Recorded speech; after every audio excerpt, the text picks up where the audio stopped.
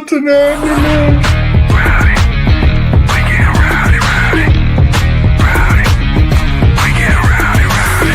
We be disturbing the peace. Working, we serving the streets. About to go eight, going beast. Bang, bang, leave you sleep.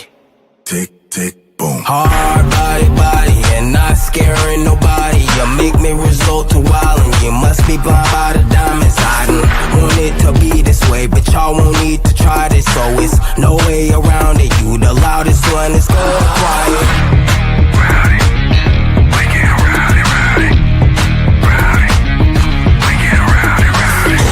We disturbing the peace. Working, we serving the streets. About to go eight, going beast. Bang, bang, leave you sleep. Woo!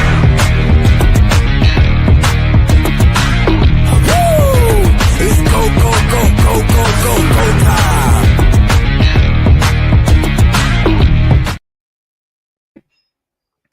What's up, everybody? Welcome to Dueling Aces for September 23rd, 2025. Thank goodness, one day after the wedding anniversary. It would not have gone well last night. Maybe next year's a leap year and we get to skip the Tuesday. Oh, man. Keeps me out of trouble. I like that. I like that a lot. My apologies for the medical bailout last week, but woo, baby, I pinched me a nerve that did not go well immediately. In fact, it literally almost fell out of the chair. So it did not go well. So I am keeping myself a little more propped upright this evening, so we won't have that issue, hopefully. Go ahead. I double dog dare you. I'm not saying nothing. Okay. All I want to say, though, is happy anniversary to you and Kelly. Thank you. 24 years, next year, 25. If she makes it that long, as they say. Well, she hasn't killed you yet, which after finally meeting you last month, I find that to be a very accomplishing feat. I mean, there are two great feats in this world. The fact that Kelly, after all these years, hasn't killed you, and after all these years, the 49ers do not evaluate their strength and conditioning staff. Oh, good. I'm not even trying to make that a joke. That's like serious. That's dead serious. Good grief. How do we not at least like evaluate at this point? Like every star player that we have signed to a contract has somehow been hurt over the past 4 years. And, and generally we always are, talking about different players on different teams. But we're talking, this is the second year in a row. I mean, you've made a little running joke out of it on 609, but I mean, it has become a very concerning ordeal with me. Going, okay, yeah. This is getting stupid now. Wait, can I go back and find what I had? No, because I wasn't even trying to make a running joke of it yesterday. I'm trying. Oh, hold on. Let me see if I can find it real fast. If I can't find it off the bat, then I'll just try to. Come on. Where are you? Yeah, the strength of these guys, it's just ridiculous. I mean, let's look at this right now. Brock Purdy has been hurt. Ayuk has the torn ACL. Jawan Jennings has been hurt. George Kittle's on IR a quarter and a half into the season. Nick Bosa is out for the season. Malik Mustafa, somehow, I still don't understand Malik Mustafa. The guy apparently tore his ACL the last day of the year, but then we found out about it 2.5 months later. And let's not even go back to the point where you had the issues with, Javon Hargrave suffered injuries when he was there. Eric Armstead was always banged up. And it's like, here's the funny thing, right? Like, let's use our team as an example. Look at Landon Dickerson. He suffered a meniscus injury a month before the season, and now he's come back already. Oh, Anthony, they are 3-0. As they should be. I mean, you get the easiest schedule in the damn league for the year. You better be. But Anthony, now let me see how elite they are without their second best defensive player. Oh, you also forgot about Jennings too. I thought I mentioned Jennings. All right, but yeah. Yeah. But and like, here's the thing: like, it's never just something. Like with some of these teams, they're just like Landon Dickerson. He's got the knee that he's still trying to recover from. He took a helmet to his lower back week 1, and his back is still messed up from it. With the Niners, it never seems to be that small. It's always the major injuries. Like, what are they doing on with these guys that force them that they are not able to to stay healthy throughout a season? Yeah. I apologize. I was crashed out last night. So, yes. In fact, the only football I was just even telling Sam, I finally actually got in between baseball game and rain out yesterday. I finally actually did get to watch the Browns and the Packers. And all of a sudden, there's a federal investigation because the betting line was so much, that Browns were getting bet on. And it's like, well, duh, if you're going to put up those kind of odds, hey, morons, you know that the Browns backers is worldwide, right? You freaking idiots. DraftKings wants a federal investigation done. Get out of here. You put it up, you pay it up. These betting line things, these betting organizations are getting a little fishy, Sam. Getting a little Yeah. fishy. It's like, oh, I'm sorry, I won, but it's like, oh, well, we're not going to pay you. No. You might have a guy named Vinny. We got a guy named Guido, and he's coming to see you. And You I'll pay go me get a my guy. money. And I'll get a guy named Tony. Don't make me bring Tony, because if I bring Tony, Oh it's yeah. going to be a Oh, problem. man, you get Listen, Tony. That's listen, it. Game over. listen. I'm only like an hour where The Sopranos was filmed. Don't make me go get Molasanti and Soprano and Paulie. It's going to be ugly. I know. I know. Yeah, just leave that alone. Okay, now that we've gone to Godfather Sports Talk. Oh God, people are just going to look at us and go, "Really? You guys went there?" Yes, we did. We just gave you. Do you blame Derrick Henry for the fumble or Lamar holding on to the ball and not throwing it away? I Hey, mean, hello. Yeah, the guy who receives the snap of the football is the quarterback. Said quarterback has to eat it. you know, I'm not trying to like knock them too bad because I really do like them still. Ravens are really not good in one possession games against good teams, are they? This is two straight primetime matchups where they have had chances, and Derrick Henry, of all people, has fumbled the football twice. And I can't wait for Brandon's memes this week. He's going to drop the Ravens out of that competitive thing, and he's going to be doing the whole choke job thing. You know that's coming this week. You know it's coming this week. It's going to be real ugly. Because and also because Lamar's playing well, in my opinion. Lamar's had a good start to the year. It's the Ravens team as a whole that they just don't look good. Henry hasn't looked good since week 1. And I don't know what's going on over there in Baltimore right now. I mean, Lions are starting to look like the Lions again. Right. So, like Zolda said, you're not going to come out week 1 and just absolutely show that, oh, we didn't need Ben Johnson. But they're starting to. I saw some of the explosiveness last night again. I saw some of the trick plays, the fancy plays, the explosive plays. The Lions are starting to get back on track. And that is one thing the NFC does not need, is that the Lions start getting back on track. I mean, for God's sakes, David Montgomery and Jahmyr Gibbs had 4 touchdowns combined. Hey, yeah. I mean, come on now. We got and hey, let's give it up for the Kansas City Chiefs. You beat the Giants. Yay. You got your first win. Yay. They're still put Russell Wilson out to pasture, and the Giants are shooting him. Here we are. We said 3 weeks. Yep, we weren't wrong. Here comes Dart.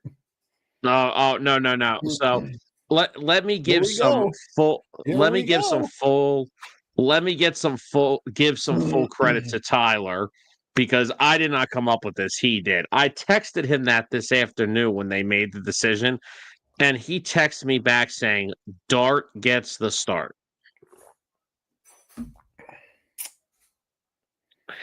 So I want to thank him personally. He gave me a YouTube short title.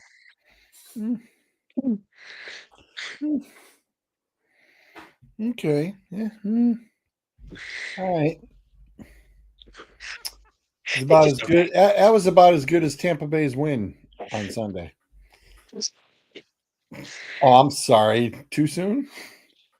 Hey man, Hello. there's still We had 3 blocked field goals in under 6.5 minutes in the NFL. We were like, what is going on here? well, Hello? Hello? I mean, which one of by the them way, was in your game. One of them we was in have our game. we have confirmation. Jordan Davis is still running. Oh my God, Sam. You guys almost went down. I was We like, did. whoa.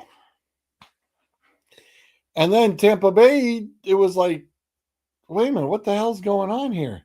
And then that scary stat popped up. It said that the Jets, if they were down by 17 points or more in the fourth quarter, they are 144 and 1. And I went, oh dear God, that is a sad number. That's and brutal. the scarier fact was they put that number up when the Jets were winning there after the blocked field goal. I was like, don't do it to them. Don't do it. And they did it. I was like, man, who the hell's coming up with those stats off the top of their head? 144 and 1. Yikes. That's sad. Any other games surprise you through the weekend? Let's let the gentleman here get into his to his mode here real fast. Let me go get back into my scores there. Colts and Titans, that's not surprising. Steelers, Patriots, that's not surprising. Bucks and Jets, a little Actually, surprising. that one did surprise me.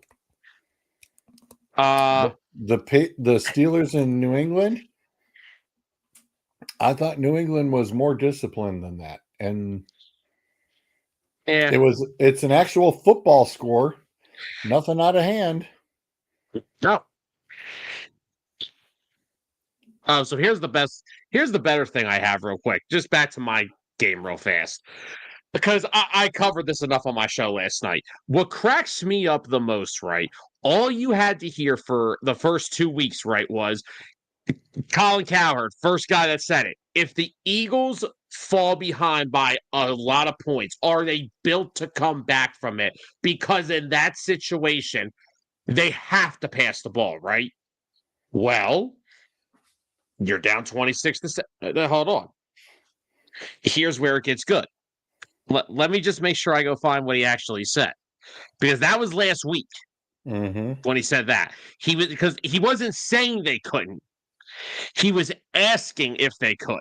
If he said because of the way it's because after what I saw on Sunday, it proved to me one thing. The coaching staff saw what happened in 2023 when Jalen had, 23 touchdowns, 15 picks. They don't want to lose the turnover battle. Here's the thing they have to understand, though. In 2023, you did not have Vic Fangio's defense. You had Sean Desai and what was ever left of the NFL career of Matt Patricia.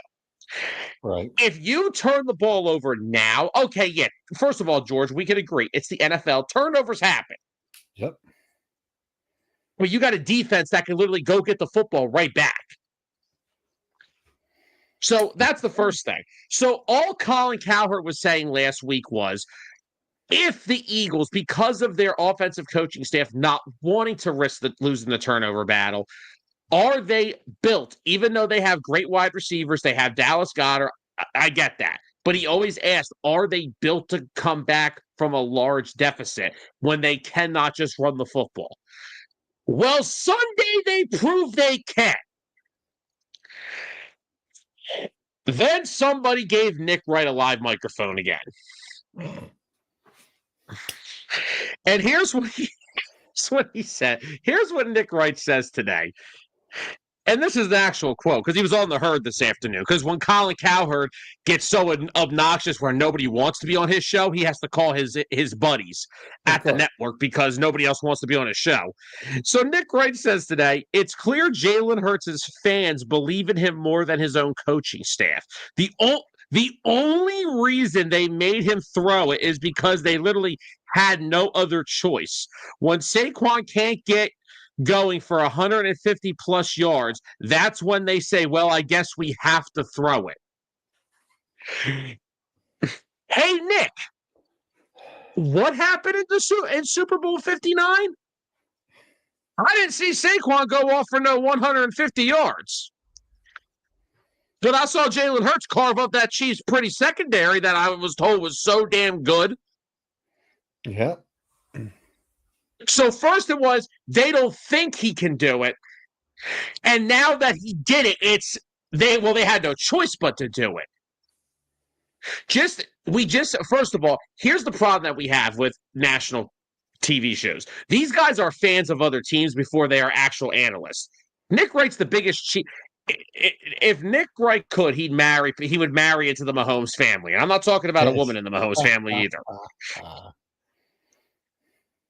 So the narrative this is what me and Tyler are now done with. The narrative is going to change week by week. It's not going to matter. Here's where we are. Our quarterback wins more than 70% of the league, and they can't help it. He has beat every top-tier quarterback. Go through the list. He's beaten Lamar. He's beaten Goff. He's beaten Allen. He's beaten Tua. He's beaten Herbert. Actually, no, he actually hasn't beaten Justin Herbert yet. Let me rephrase that. He is 0-1 against Herbert, but they have not played the Chargers since 2021. So he is actually 0, but he will have a chance this year because the Eagles do play the Chargers. So, but he's also beaten Patrick Mahomes 3 times out of 5. Right. Including 3 straight. 1 in the Super Bowl. And actually, the funny thing is he hasn't beaten him at the Link yet. He's only gone into Mahomes' house twice and beat him.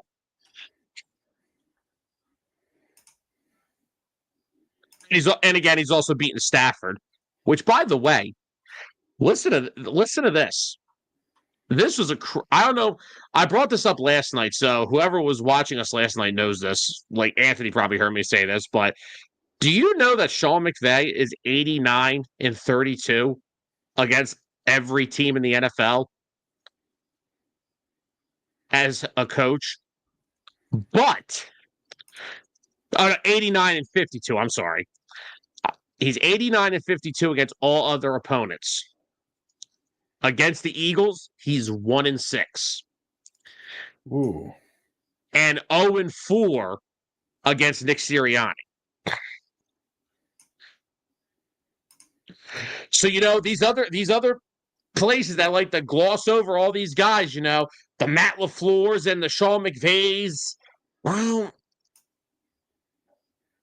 my coach's winning percentage is just going up and up as the weeks go by. Right.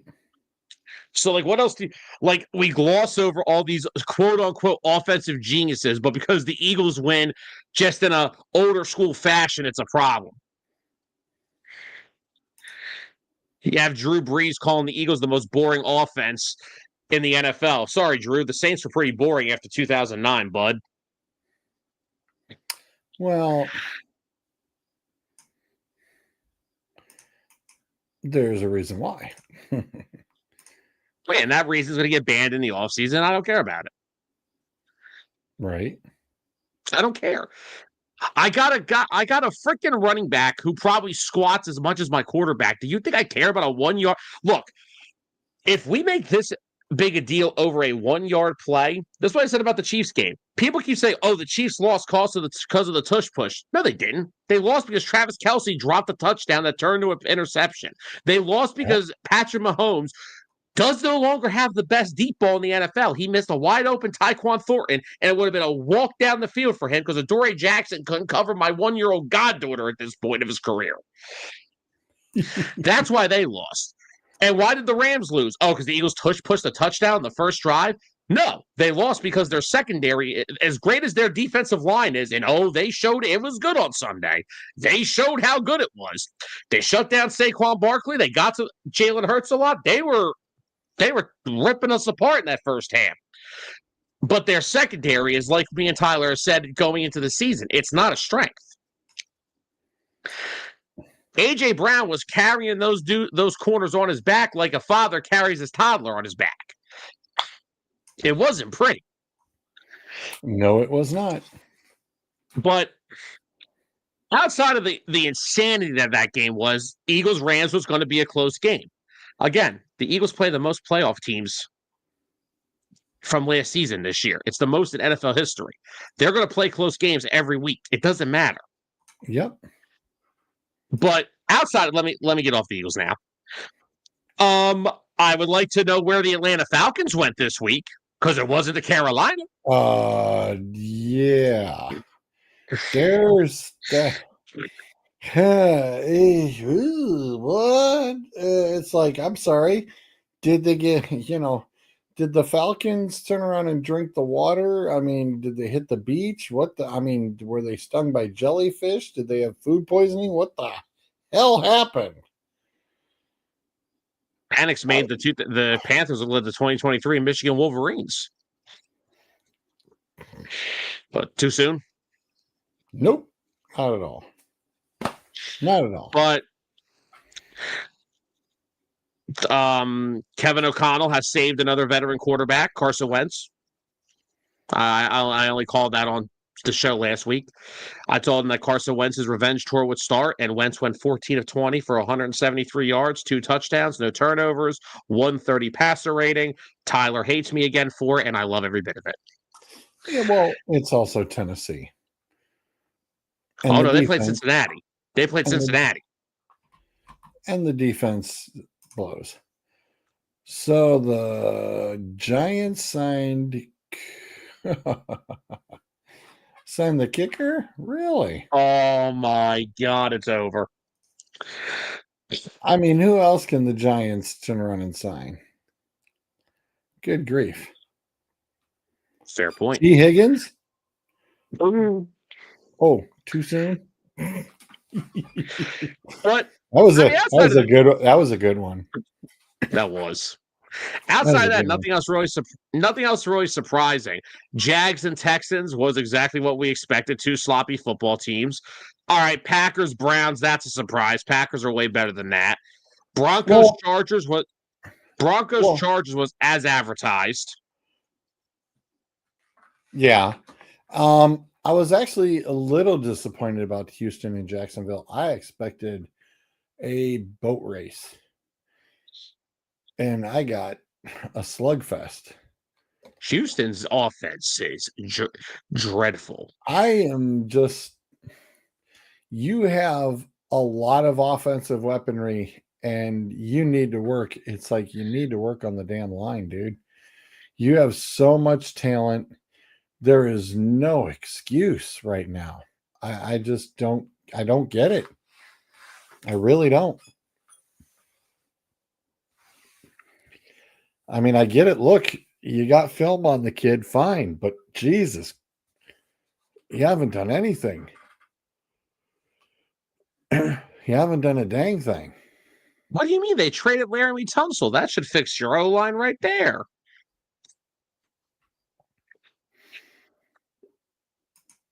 Washington beating up Vegas. That was pretty much everybody's like, oh, the Raiders could turn around and beat them.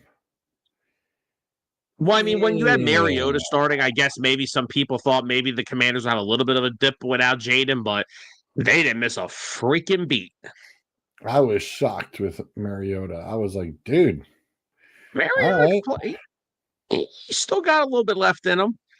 Well, it's like, look what he can do with weapons. Come on. Hold on. I want to give a round of applause for Matt Eberflus, who finally developed Caleb Williams this past weekend.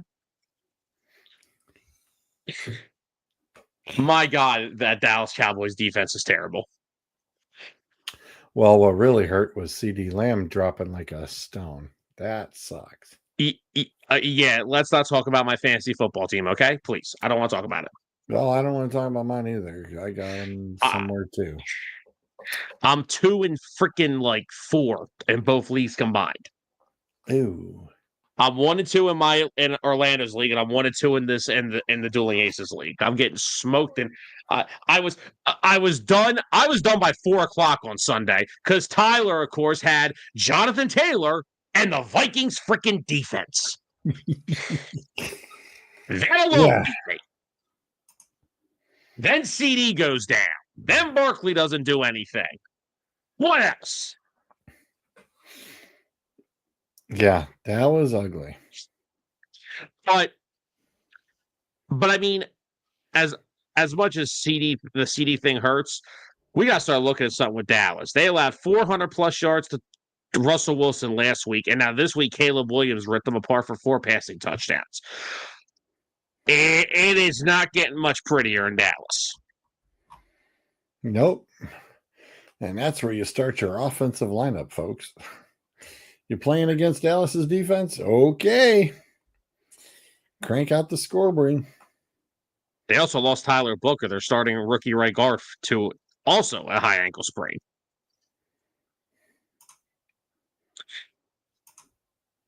All right. Let's break out the new fun news. There's fun stuff to talk about? Well, we had what I thought we had found an article, but it turns out it was fake news. And I hate fake news. So there was nothing, there was zero in regards to the 3 umpires and all that crap.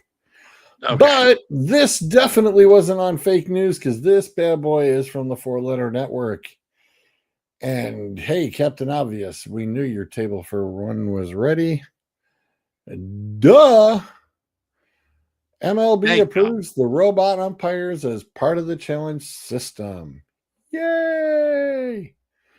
We knew this was coming because all the umpires suck serious donkey balls this year. So bad. What do you mean? They've been pinpoint this year. That's accurate, by the way. Really? They had him in for a workout today. Oh, speaking of them, did you hear Dion the other day talking? Dude, when I hear Dion talking, it's like the trumpet in Charlie Brown. Wah, wah, wah, wah, wah, wah, okay. Wah. No, I was just going to point out that he did bring up that they did get draft day phone calls from the Eagles and the Ravens. But Shador said, I don't want to go there because I don't want to be a career backup. Which... But yeah, I get it. Well, actually, in defense here, he would have been our 3rd string because we already have Tanner McKee, who I pissed off Tyler last year because when McKee was playing against Dallas, I called him Baby Brady just to piss him off. And then we, of course, the Eagles went out and drafted Kyle McCord, who was so bad he couldn't even make it through preseason as the 3rd string. So then we traded for Sam Howell. And Sam Howell's actually been our backup for the first few games because McKee's had a fractured thumb.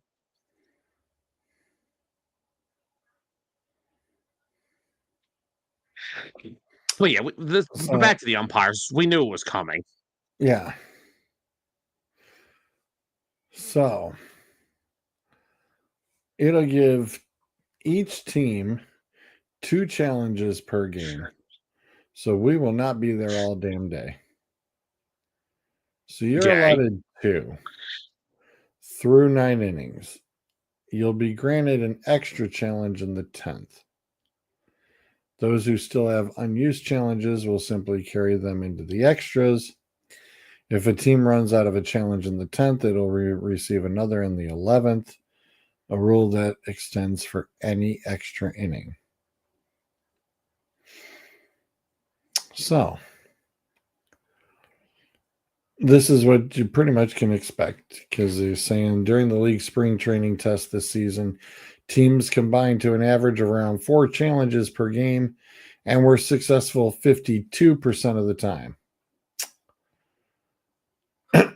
So, this ought to be interesting. It's a 50-50, basically.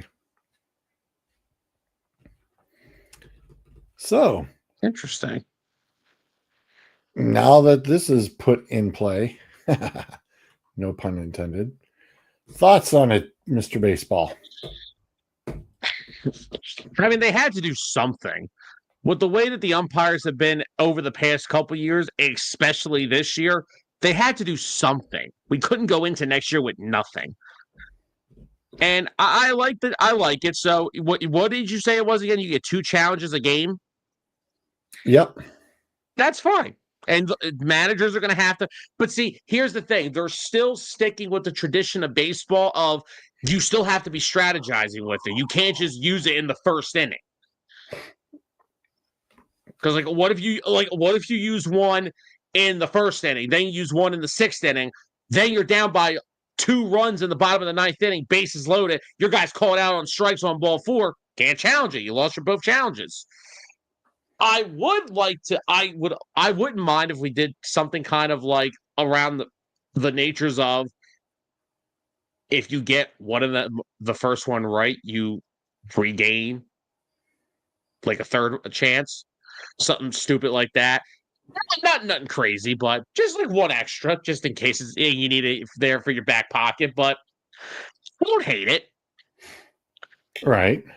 And look, I am Mr. Traditional Baseball. I like baseball the old way. I didn't mind games being very long. I don't care. I like the pitch clock. I know you don't. I have no issue with it. I would have no issue I wouldn't have an issue if it was there or not. I like it, but I also wouldn't care if it was there. However, the problem is now, and like I said, if umpires get more sickened by this is their own fault. They've been terrible for years now. And now it's just getting to the point where it's like, we may have to start putting these guys under investigation. Because they haven't been, this has been like the worst year of umpiring I have ever seen in my entire life. But I have no issue with it. None whatsoever. Well, after the Motor City Kitties got railroaded over the weekend, noticing right now that Detroit's beating up on Cleveland 1-0. And I know that a whole bunch of people are like getting super excited. And it's like, please, people, listen, don't do this to yourselves. Don't do it. Just do not do it. Why not? Look, these top 4, they're in, right? Is it the top 4 spots? I think so. And it's like, okay, do you recognize who's missing technically from the list? It is because once they tie, you got to put Detroit down in here too. Because it's like, now, how do you balance that out? They balance it by the top 4 division winners, and then you have the wild cards. And it's like, oh, well, it's super close. Well, it's closer when your division race decided by a game. Yeah, well, they're wait playing for tomorrow when talking about balls gets, they're like, it's right on this. It's like, look, don't do this to yourselves. Well, they're playing right now. Don't do it. And it's middle of the 5th inning, and the Tigers have a 1-0 lead on the Guardians. So crucial 3-game series. Yep. And everybody's getting their hopes up. I keep telling them, don't do it to yourselves. No, hold on a minute. Don't do it. Don't do it. Nope, don't do it. See, what am I doing here? Sam, this is Cleveland. Hold on. I'm a Phillies fan. I don't have a dog in this fight. But hold the phone. And yes, I'm holding my actual phone. I understand that Cleveland goes through their shit. Trust me, I'm a Philadelphia fan. We don't have it much better. Yes, we've won a little bit over the past several years. World Series in 08, Super Bowl in 2017, Super Bowl last year. Yes, I'm aware of that. Hold on a damn second. I understand what happened last year. ALCS lose to the Yankees. I get that. But just think of this. You trade away your first baseman, who was one of your biggest run producers on your team. You trade him away. You re-sign Carlos Santana for what feels like the billionth freaking time, and then release him, and then release him again. So you got rid of your second best offensive player from last year, which besides Jose, because we know Jose is arguably one of the most underrated baseball players I've ever seen, and he's one of the most loyal guys because he doesn't want to go anywhere. He just stays in Cleveland and is the face of the team. Lindor, check yourself. But anyway. Back to the point, though. You trade him. You guys will still own one of the top closers in baseball who has been suspended for a damn near half of the season because he doesn't know how to delete FanDuel in time. Understandable that. You have had him. You have two pitchers under critical betting allegations. Yeah. You start off that slow. And yes, like I said, I understand going from the ALCS to this as it's not the same. I get that. Hold on. I'm not doing this all night with you. But the fact that they were dead in the water about a month ago, the Tigers had this division on lock in people's eyes, and now you're 6 games to go. You are 1 game out. The only reason you're losing 1-0 right now is because they have Tarek Skubal on the mound. Even if they lose tonight, they could win the next 2 and go into the final week 3 games of the season, because we're down to 6 games of the season, tied for first place. Now, I don't know who they play after the Tigers. But even though they can still win tonight, all you need 2 runs against the Tigers right now that could beat them. They haven't hit in about a month and a half. You're telling me that's not to be excited for? When you were dead in the water 2 months ago? No, because here's the thing. The Cleveland management spends like the Giants. The players on the team get busted like the Raiders. And the rest of the team is falling apart like the Kansas City Chiefs defense.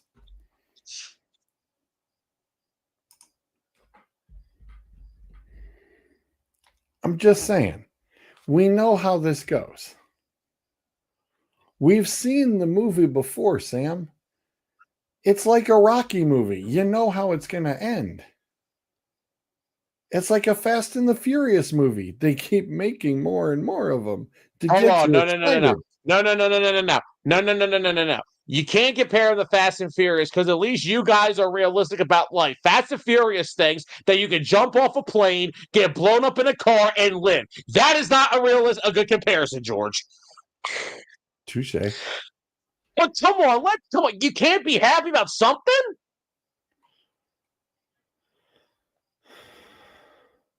They've been one of the best teams in baseball for over a month and a half now.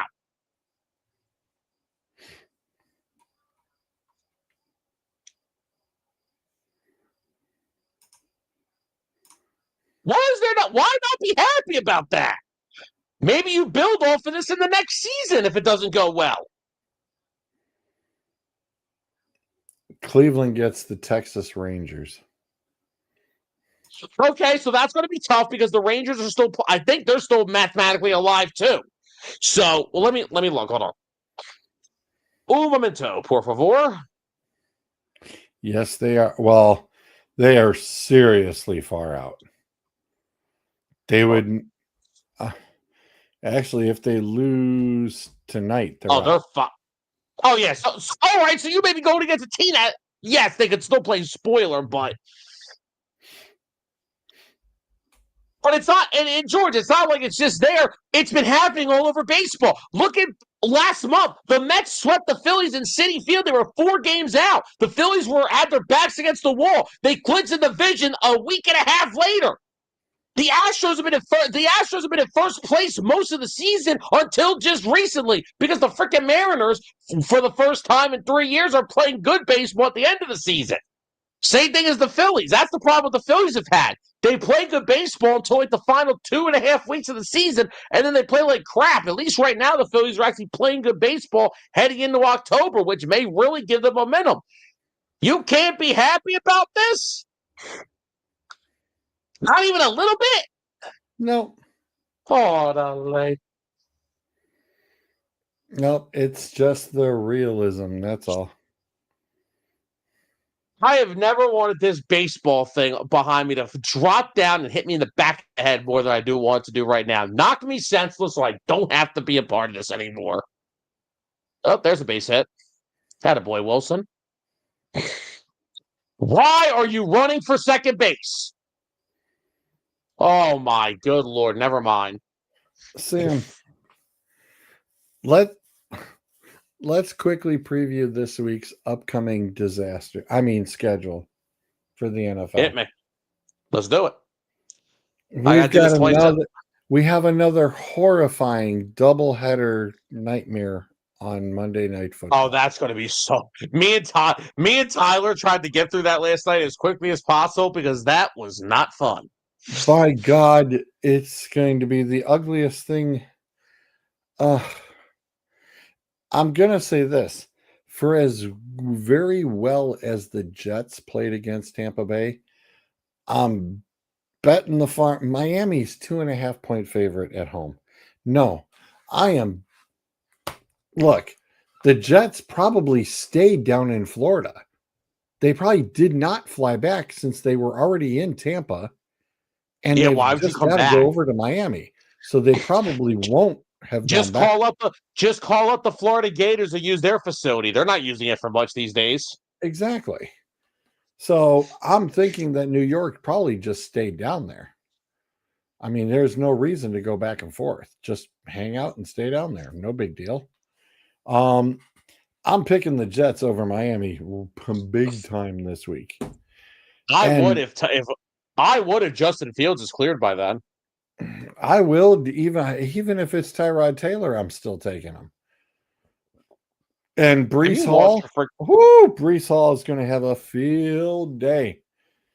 I think this is the game that gets the coach fired. McDaniel fired. Yep. No, because here's the funny thing, right? The game, and I want the Jets. I want the Jets to railroad him.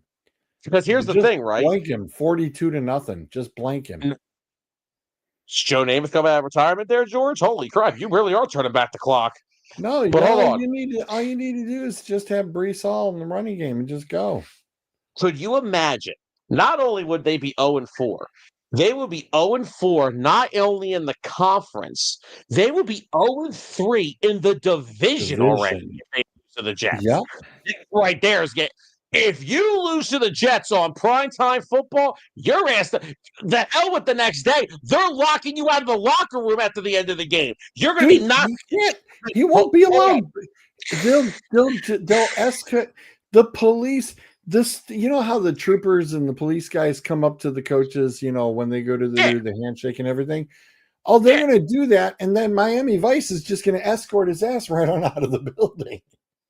You remember last year? Exactly what's going to happen. See you, dude, later. Do you remember last year on Monday Night Football when Kelsey and Big Dom did that thing where he was pounding on the locker door saying, "Let me in"? They're going to have someone come out and say, "Mike, you don't work here no more." That's right. What do you mean I don't work here no more? They've had his box packed and ready to go. And then poor Cincinnati going into Denver. Good Lord. I'm going to make that one my point spread. So only 7.5. Guys are giving Cincinnati too much credit. But did you watch last week? Hey, look, here's an ugly thing. Seattle's been a little bit on fire lately, scoring points up the wazoo. It's only a 1.5-point spread at Arizona. For some weird reason, the NFC teams are really, really close. I mean, San Francisco only won by a point. And they barely beat Seattle. It's going to be another good Thursday night football game. Needless to say, it's going to be a good game. But I think Seattle's kind of found a little bit of momentum. So I'm definitely taking Seattle. I am not getting up at the butt crack of dawn on Sunday morning. Sorry. The only reason why I am going to be up around 10, 11, or 9:30 is because Bryce has a playoff baseball game at 11:15. So that's the only reason why I'm going to be up, but I will not be watching football. So Minnesota, enjoy stomping the hell out of Aaron Rodgers. We already know you can do it. You've done it many a time. Washington at Atlanta. Hey, will the real Falcons please stand up? The Saints, poor Saints at Buffalo. Jesus, Sam, the games are ugly, bro. The Browns at Detroit. Listen, Cleveland fans, don't get excited. The Battle of the Barge is this, and it really sucks because I think we were trying to figure out a way for the group to go up and meet Zolt and hang out this Sunday, but we never really got into it. Detroit's favored by 8.5. Buffalo at the Saints is 16.5, Sam. Hell, I might change my pick and just take Buffalo in the points because New Orleans can't score anything. New England at Carolina. I don't know. The New England Patriots disappointed me against Pittsburgh, so I have no clue. The Watch out for that. The Chargers at New York, now that it's Dart, could be interesting. Could be a little bit more interesting. Be careful with that because the Panthers defense is only allowing like 4.8 points in the second half of games this year. They're right up there. The top two defenses. They're giving up a lot in the beginning. Yeah, well, the Eagles gave up 19 in the first half on freaking Sunday, and they only allow. And to be fair, they probably would have allowed 0 if Jalen Hurts didn't get strip sacked by Jarrett Verse. But Eagles and the Panthers have the two top, I believe, second half defenses in the league right now. They're both averaging like 4 points given up in the second half. It's ridiculous. I think the Chargers against the Giants 6.5. I think that changes. Now that we know, can I just say real quick? Can I go back to something real quick? I just want to tell the Miami Dolphins, I want to thank Mike McDaniel and their front office for listening to their players and telling them they didn't want to be coached by Vic Fangio. I just want to tell them how grateful I am for them because I have a Super Bowl and they don't even care about football in Miami. So,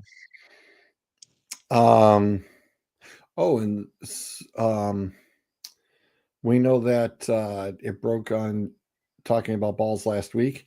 The new RFK Stadium has been approved for the Washington Commanders. So guess what, boys and girls? We got a new RFK coming on the site of the old one, and she got approved by the city council. So guess what? Construction will begin. So that's pretty cool. Philly at Tampa Bay. Ooh, we got a slobber knocker. So what we need to monitor throughout the week, Eagles are apparently going to be without both Adoree Jackson, who got hurt against the Rams, and their third corner, who's usually their first guy off the bench, Jacorian Bennett, also is dealing with an injury. I have no idea when he got hurt because he literally was on the last play when Davis blocked the field goal, and he looked perfectly fine, but I'm not a doctor. Also, we will have to monitor Lane Johnson. He said he suffered a stinger against the Rams. He said he was okay. He said he should play this week. Of course, and then on the other side, Mike Evans is out 3 to 4 weeks, so he will not be there on Sunday again for Tampa. And we will have to monitor what the statuses of Chris Godwin and Tristan Wirfs are. They were both reportedly on track to return around the week 4, week 5 area. Now, because of Godwin suffering that brutal leg injury, will he be on a pitch count on Sunday? Tristan Wirfs, I'm sure, will be a full go because he's a psychopath and he loves football so much that he doesn't give a shit about his injuries. So, a lot of injuries to monitor heading into that game. Yeah, but Tampa Bay turned around and got a guy named Shepard who filled in pretty damn nicely for him. Oh, I understand that, but still, I'm just saying there's a lot of things you have to monitor going into this game. A lot of banged up players on each side. Yeah. Tennessee at Houston. Houston is a 7.5-point favorite. If I pick Tennessee. If Houston loses this game, somebody's in trouble. D'Amico may get fired. Just saying, somebody's. Well, you saw what happened. Well, hold on. You saw what happened today. They released C.J. Gardner-Johnson. Dude. So that's I think the hype on CJ was hype. I'm telling you. Well, George, who has been saying it for the past 2 years about C.J. Gardner-Johnson? Saints traded him away when it was time for a new contract. Eagles didn't re-sign him the first time. Lions let him walk after a year. Eagles traded him after 1 year. Texans cut him 3 games in. Somewhere down the road, someone's going to have to admit that I was right. Because I told everybody, this had nothing to do with money. This has something to do with the player himself. He has literally been moved on by half the league already. Indianapolis at the Rams. That game could be interesting. I was going to say, Indy's been playing out of their minds, and so has the defense. And I'm just like, okay. I don't think the Rams are going to lose 2 in a row because they are real. I still believe the Rams are really good. It's at home. Anything's possible. I still think the Colts are competitive, and I think they'll make it competitive. I just don't know if the Rams are going to lose 2 in a row. Yeah. Next out, Jacksonville goes to San Francisco. And San Fran's only favored by 2.5. That's a low freaking line. Well, in the news out of San Fran, on the positive side of things, Brock Purdy's looking pretty damn good, and it's a possibility. So if it's a possibility, hey, listen, Mac Jones has not done a bad job in filling in. No. I told everybody, I'm like, when they said, they signed Mac Jones, I went, thank you. That's a good quarterback. Yeah. I'm happy with that. Everybody's like, you're happy with Mac Jones? Yes, people. I'm happy with Mac Jones. I know what I got. I saw what he could do in New England. He just was in the wrong damn system, unfortunately, and a stupid head coach who's no longer there. Look, that's why I think Drake May just needs a little bit of an adjustment, and even New England's going to be pretty damn good over there. So, yeah, Mac Jones is just fine. Look, well, we need to start getting down to the nitty-gritty about with quarterbacks in the NFL. That is, they are all better under a certain system, damn it. Jalen Hurts has now the one. I'm not saying Jalen Hurts is the exception, but Jalen Hurts has had like 8 play callers so far in the NFL in his career, and he's done pretty well with all of them. But look what happens with some of these guys, right? You can't just keep saying, like, this guy's an all-time great. Brady, another one who's an exception. Not all these guys are like that. Some of them are just really good system quarterbacks. Like, I'm not saying he's not the greatest quarterback in the league, but you know what I'm ready to see? I'm ready to see what Mahomes looks like once Andy retires. I'm not saying he's a system quarterback. I'm not saying he's not either. Right. Because everybody kept saying that about Tom Brady, like, he was under Bill's system. Yeah, then he went to Bruce Arians and won him a ring. Like I always said, there was no Patriot way. I am so freaking sick and tired of hearing about that. The Patriot way was this, this, and this. The Patriot way went to Tampa Bay, and the Patriot way has never been there since. No. But look at Daniel Jones. Shane Steichen's system. He's thriving in it. A lot of these quarterbacks, it's just you have to put them in the right spot. So we really need to start taking into account what we're doing with some of these quarterback evaluations, because guess what? Jackson Dart may be a really good player, but we don't know that if he comes out. Brian Daboll's offense may suck. Even though I still blame most of the Giants' problems on the front office and the fact that they have not drafted any capable starting offensive lineman since Andrew Thomas. Now, the fun one, Anthony is picking the Chiefs over the Ravens. I don't think so. If it's a close game, I may hold on. If it's a one-score game, I may take them. I don't think it's going to be a one-score game. I think Baltimore comes in and it is time. They will see the old Ravens and they will be a butt whooping coming What's down. something that pisses me off? They are We going talk to about be furious. But I'm serious. That's the other thing that pisses me off, right? I got to listen to the national media talk about my teams like, oh, they win close, ugly games. Well, Baltimore loses a lot of close, ugly games. Right. John Harbaugh has like the most losses in one possession game since 2020. When are we going to start pointing at him? Speaking of ugly, we got another one with Chicago. I'm already We got here. Chicago and the Vegas. Give me the Bears, and I think they blow the Raiders out. And the funny thing is, they're only favored by 1.5. But That's disgusting. It's in Vegas. It's like, yeah. Yeah, that's favoring the home team a little bit, but Caleb Williams coming off that game, and he's going against a defense that isn't much better than Dallas than the Cowboys, so it'll be interesting. Hey, here's something fun. Green Bay at Dallas.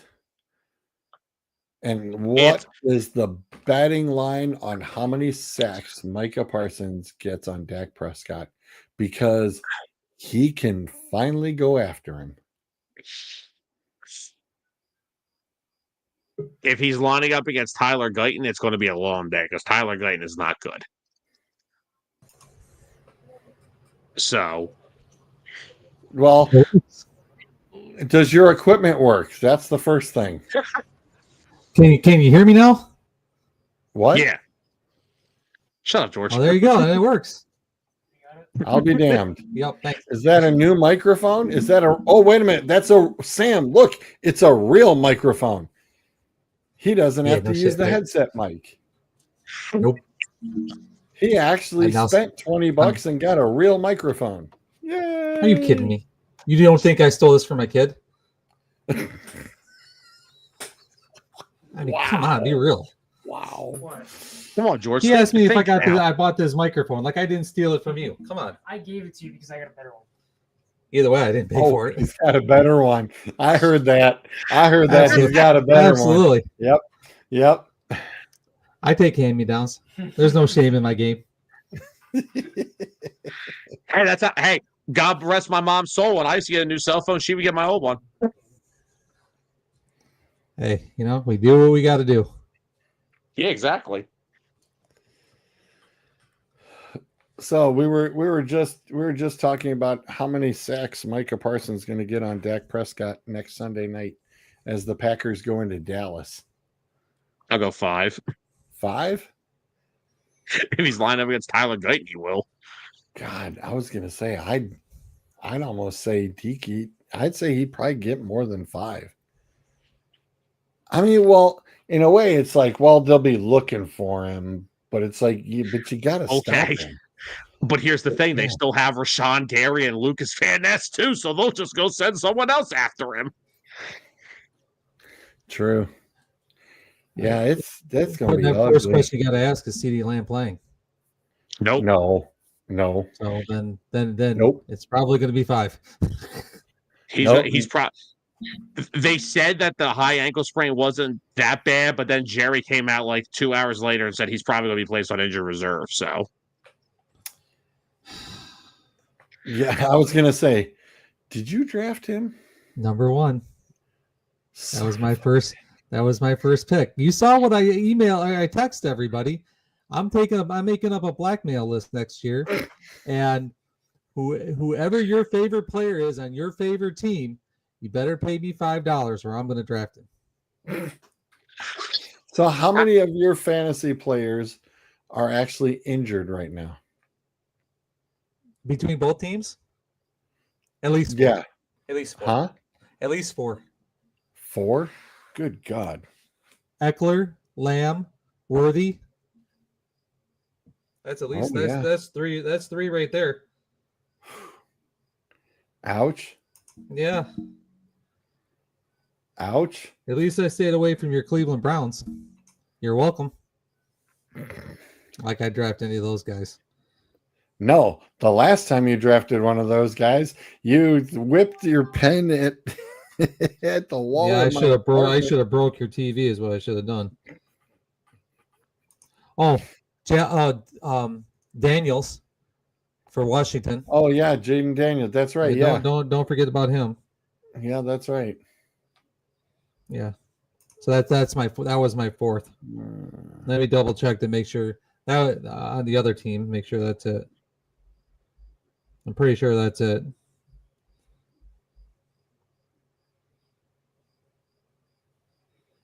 Yeah, it looks like that's yep, that's it.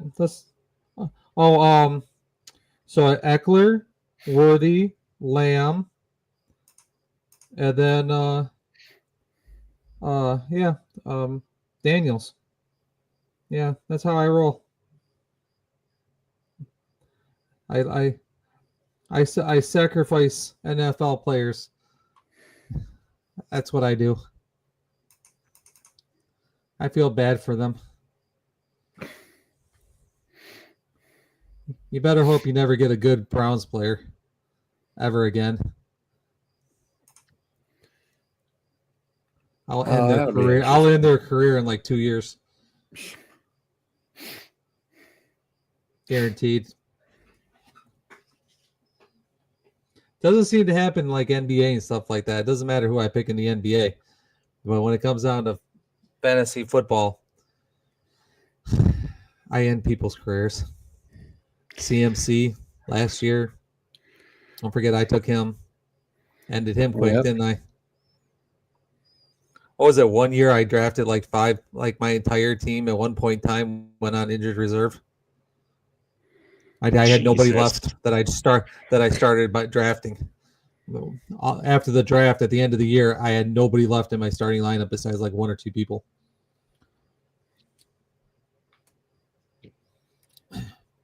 So I also had that great idea of a $50 hit list. Because if there's somebody you want me to draft to get injured, I'll take a list. It costs you $50. People are going down next year, and I'm making money. That's how I roll. You would think I drafted the entire Ravens team last night, is what I think. Ooh. Ouch. Obviously, none of them decided to show up. You know why I did that? I tell you what I did. It's interesting because I knew I was playing against a guy who had Goff and all that kind of stuff. Had a bunch of and I was losing, and I knew Goff was going to go off, so I went to DraftKings and bet on the Lions to win. So I made money off last night's game because I knew I was getting whooped in fantasy football because of the Lions. So I figured I might as well cash in. It worked. Interesting. Nice. Interesting. I'm a cheapskate. I only bet a couple bucks, but I bet like $2 and won $6. Works for me. If I would have had more money, I would put more money on it. But I'm cheap. Right.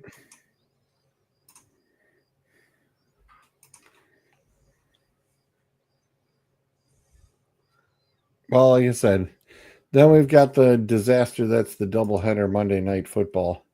The Jets at Miami and the Bengals at Denver. Good Lord. Hopefully Fields can. I'd like to see if Fields comes back. He played well in that first game.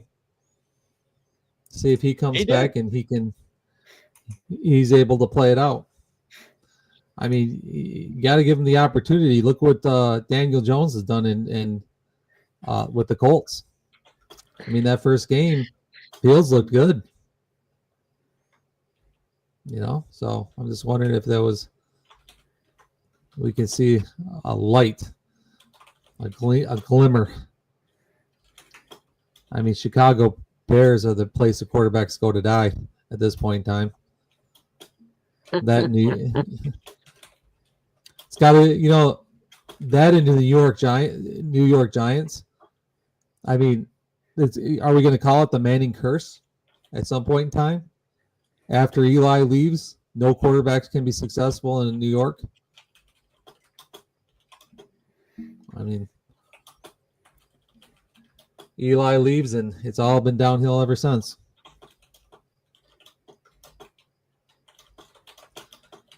This is my first appearance in a long time. I'm nervous. That Why? I'm not. I'm just joking. Where's Zolt? He doesn't Too show early. up until late. Oh. So is I hear Dart is going to start for the Giants. Yeah. I heard they're going to bench Wilson. When That's are we going to call it? backup. Why? He's not. It's not even close. Think about who Atlanta's paying down there as Fair a backup. Fair point. That's the most expensive backup in NFL history. So if Penix plays like he did one more game, that backup maybe back to starting. Yeah, I mean, you got to go with him. You know. But when do you call it a wraps? And you just say, okay, we're going to try to go somewhere else. Well, I mean, the Jackson Dart thing we saw coming. The frickin' Joe Shane and Brian Dable are literally fighting for their jobs, and if they don't start doing something, then they're screwed. For sure. Dart's They like their were lifeline. screwed 3 years ago. Who's going to cost them their job? Who's going to cost them their job? Daniel Jones or what's going on right now? Because look, they let go of 2 players, and one went and won a Super Bowl, and the other one's 3-0 and leading the NFL. So, who's going to cost them their jobs? What they're doing right now for the team, or what they did in the past with who they just let go and how they handled him? Yeah. Because Daniel Jones keeps playing like this for the entire season, we're talking he could potentially be in the running. He's not going to, but in the running for an MVP. Yeah, I mean, they're literally second in yards and points per game so far. They're one of like 3 teams that haven't turned the ball over yet, and they've punted one time Once. in 3 games. I haven't seen that since I played Georgia Madden. Dude, I whoop your ass. I think not, sir.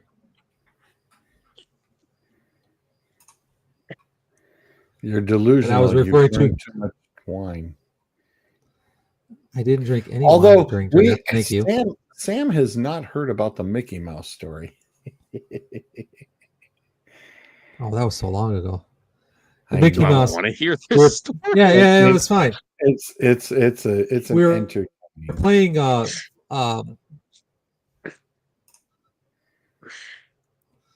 no, we were playing two-hand touch / flag football together, and we go onto the field, and George throws the ball, and he damn near puts it in my ear, and I caught the ball, but that became our play, and George would yell out Mickey Mouse, and so that was the call for running.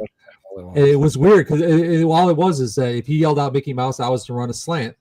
Yep. And then we came up with the idea that if he yells flip it or goofy, that I would fake the slant and go deep.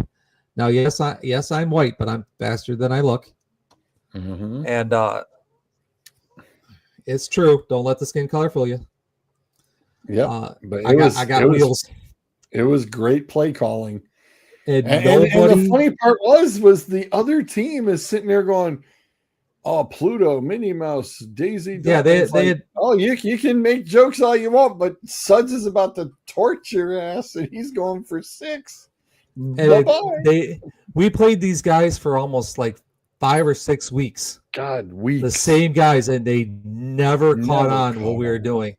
We'd line up, and George would, yell out, or I would goofy just or tap his my ear or whatever. I'll just tap my ear at that Who point. was that? Who was that showed up and then decided he was going to try to like man up and came straight up to the line on me? I think that was Aaron. No. Or It was was black the guy. young kid? No, it was the black guy. George, Paul's friend. Oh God! What was his name? I I don't can't remember. his name. Anyways, he Yeah, I don't lined right up with me, and George just looked over at me and just smiled. He had the biggest grin. I did. I was just like, oh, I didn't need to know anything other than that. Well, we didn't even call him Mickey Mouse. I just went deep. He just went. He stepped up, and I just looked, and I was almost laughing. I was like, "This is 2 feet of me. This is going to be ugly." I was like, "This is not going to end well for him." It was not going to end well at all. I got good hands, and I used to run I used to run hurdles in high school. So, and I used to beat people that on foot, like straight away, running a 100-yard dash, and I'd beat them in the hurdles. So, Jesus, I got wheels. Yeah, my son's actually faster. That's the scary part. But so, are you getting up at the butt crack of dawn on Sunday to watch the Vikings and Steelers at 9:30 in the morning? Sunday morning, I'll probably I've just gotten home at 7:00 in the morning. I'm working a midnight shift. I'm working 3 a.m. to. Ooh. I'm sorry. No, I'm working the first half. I'm working 11 to 3 a.m. and then I'll be home. So no, I'll be sleeping at that point. I was gonna say, ew. Yeah, last week I made a mistake. I didn't pay enough attention to what I scheduled myself at work. Out of like 48 hours from Friday till like Sunday morning, I scheduled myself 26 hours of work out of like 48. Ooh, some crazy number. It's some insane number like that. Might have been less than 48. I think it might have been like 40, 38 or something like that. I scheduled myself 26. Somebody looked at me and goes, you do know what you did, right? And I go, huh? What did I do? And they're like, you scheduled yourself for a Friday afternoon, then a Friday midnight, then a Saturday morning, and then a Saturday midnight. I did what? I didn't. No, I didn't. He goes. I pulled up my calendar. I'm like, oh shit. Nope, we're canceling this. Oops.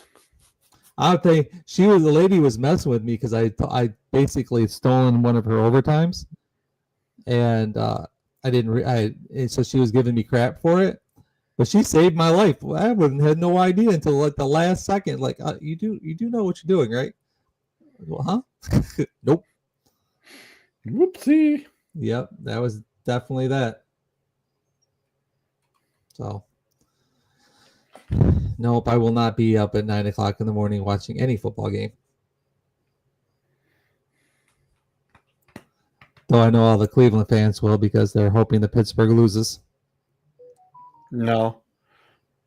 They'll be sleeping in. We got the Lions. We got the Lions next week. The Browns have the Lions in Detroit. I suggest napping over that game. That could be a painful situation on that one. I would go to bed early. It's the battle for the barge, suds. Yeah, you might want to burn that thing. Looking at me going, what? Sam, you don't know about the barge? It's the battle of can the Browns cover the spread, which they can't. That's all the battle that matters.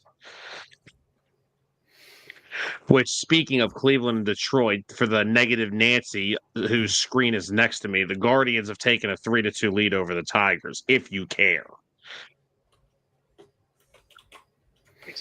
I hate baseball. It's amazing. There's certain sports I just can't. The funny part is that I played it. Like there's certain sports that my family's played and I've played, and I can't stand watching it. Sam, here you go. That's sick. You know why it's called the Battle of the Barge? Because both teams have always been trash. I was going to say educate me, but I'm pretty sure I knew what it was about. Yeah, both teams have been trash for 100 years now. That's the trophy. Both teams have been 0-16. There should be multiple holes in there. It should be sinking. That's a good one. Suds is a Ravens fan, by the way. I do like the Ravens.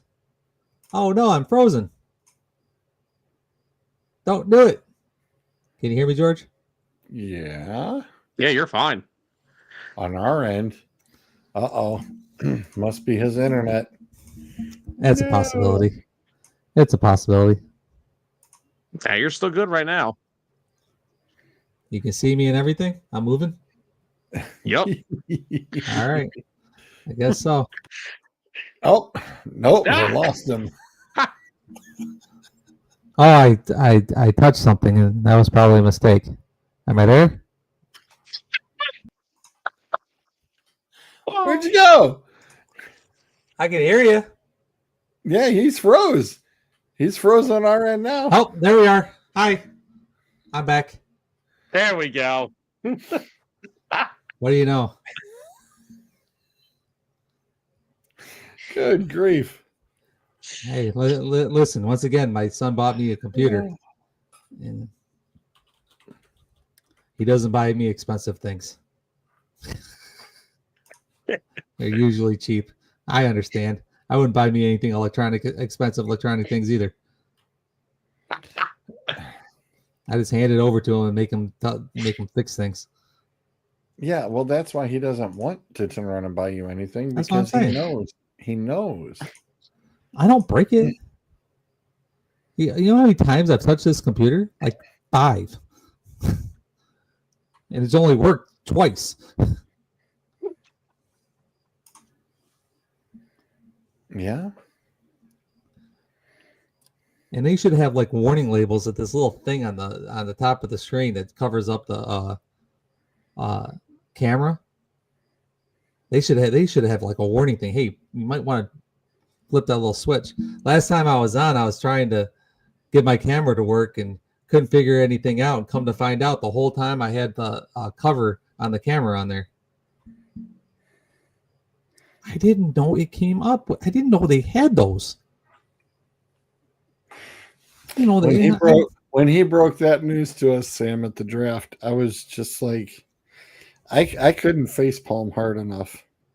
It was more like the airplane slap on the head and having the whole theater go. Listen, for the first 30 years of going, oh my God. But this is why you know what your password is. Oh, I had my wife write that shit down. Oh, Jesus Christ. Suds, I made your password the easiest one on the planet. Is that the Suds I forgot again password? There you go. Sam's going to lose it. Sam, but this way he remembers, because every time he'd call me, he'd go, I forgot again. That's my password. That's it. It's the who's on first routine. When he first did it, I was like, dude, that's your password. He's like, what is? That's it. I forgot my password. Suds, I forgot my password. I believe it is what it is. I'm not going to last the rest of the show. No, I think it's I forgot again. Yeah, I think it's I forgot again. It's I forgot again, because it was. So it was I forgot my password. Then it had to I forgot again. And then it was I forgot again. We had to. He's sitting there every year for his fantasy football. I was like, what's my password? I was like, dude, that's it. I'm going to make it. I got to make it this. That way he remembers it. So as soon as before he goes to hit the phone number, he goes, oh, yeah. That's right. I forgot again. You can go right in. Because that's when the light bulb goes off and it's like, yay. So I got two things. One, when it comes down to the electronics, I've worked one job since 1996, and we have never used anything but pen pen and paper for almost 25 years because I do just paperwork. But all we did was pen and paper. So I never did computers. I never touched them for the first 20 years. We just switched over to tablets. So we do all my paperwork on tablets. Man, I thought they were going to fire my ass. I thought for sure. I begged them. I walked in. I said, don't fire me. I said, it's going to take me like 6 months to get this, but just don't just give me a minute. You have to give me like 6 months for me to figure this out. They I needed 2 weeks. I needed 2 weeks vacation. Not for vacation. I got to learn to use the tablet. In the meantime, here's Suds texting Xavier and Gabriel going, dude, how do I do this? No, I actually just walk over to my fellow employees since I do their job half the time anyways. I said, make them do the paperwork. Yeah, no. I make them get me into the spot where I can do my paperwork. I'll do my paperwork by myself, but you have to get me there first. Okay. So they do their magic and get me to where I need. It's kind of like me and Zolt with the show. We get it to the entertaining point while George does what he does. Yeah. I don't boot him. I've been waiting to do that all day. That was mean. Good today. I know that's what I said. I've been waiting to do that all day. So you know what the problem is? There's 3 of us, and so now he can boot one of us at a time. Because if not, he's by himself. Shit, wouldn't be the first time, won't be the last time. What are you talking about? He likes to do things by himself. No, you should. Now we get to the point where he ends the show on either me or Bruiser's stupid one-liner jokes. Well, that's too easy. Or we could tell Suds about the temper tantrum you went on the one night and got so mad because all Bruiser wanted to do was talk about a college football schedule. You knocked the show out. Oh no, it was 11:30. And he's like, oh, well, now he goes, oh, it was 10:58. Get out of here. No, it was 11:30. And he turns around and he goes over and he goes, yeah, why don't we check out the Michigan State schedule? I went, boom, end stream. And George and Gracie popped up. Sam, I thought, was going to lose it. He was rolling. Him and Zolt were both rolling. And it's just like, yeah, no, we're done. We're done. We're not going to drag this on. I mean, we were already dragging it out. I mean, the show was seriously being dragged out. The top 3 are that one. There's 4 actually. There's that one. There's the Bruiser Poland joke, which I'm not going to bring up. Oh my God! We're not bringing that one back. The timing of that end stream was yeah. Then remember, I brought back the Michigan State joke because I said it a few weeks later, and you were just so mad. You're like, you know what? Fuck this. And it ends the stream. And then there was the crappy Chris Manhertz joke that I made. And that one was only great because Zolt just lightly goes to his microphone and says, say goodnight, Gracie, for the love of God. Yeah. When Zolt comes up and goes, just end the damn show. It's like, yes, sir. We could talk about how great of an ending last week's show was when me and Bruiser just left the live stream going for like 10 minutes. Well, I figured Zolt would be in it at any point anyway, so I knew it was all right. This is funny though. So, what do you think of the new poster? That's cool. That's nice. That's on the green screen. Oh, cool. So I can also change it to be Bryce's jersey. G came to me last week and says, "Hey, Dad, I'm going to have a test next week in Spanish class." He goes, "I'm not exactly sure what to do," and I go, "What you know what you're supposed to be doing?" And he goes, "Yeah, but we're doing colors." And I'm like, "Okay," and he goes, "What are the colors of the word we can't say?" And I said, Oh, yeah. Okay, so you practice that in class. You do not say that word in the hallway. You just keep it in the classroom. That's the only safe space for that word to be used. And you only say it when it's appropriate. And once you get done with that test, you forget about that word altogether. He's like, "It's sure safe to say?" In this case, it is. You're safe for now. Like, okay. For now. Yeah. For As now. long as you're saying in a Spanish class, you're okay. Right. It was funny. Like, you sure I can say it? Yeah, you can say it. Okay.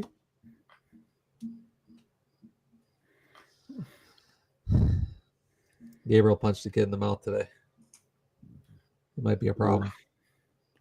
Really? Might be a problem. Well, I don't think anything's going to come out of it because it was in the middle.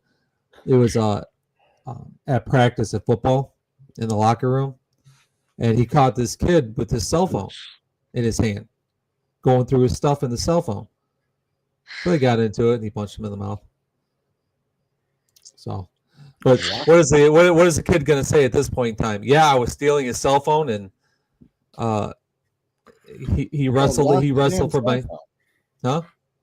It's called lock the damn cell phone. He was listening to music on the phone. He left it, and he had the earbuds in, and the kid picked up his cell phone, and they were scrolling through it. He had been in a different spot, and all of a sudden his music cut out, and he turned around, and they got his cell phone in their hands. So yeah, they got into it. But the kid says anything. On the other hand, you just committed a felony by stealing a cell phone, so I don't think he's going to be talking anytime soon. Right. Obviously, one of those "you leave me alone, I'll leave you alone" type of situations. Yeah. You don't complain about someone punching in your mouth when that person complained about you committing a felony. It's kind of not a good idea. It's kind of like me and George, but yet somehow he still invites me on the show every week.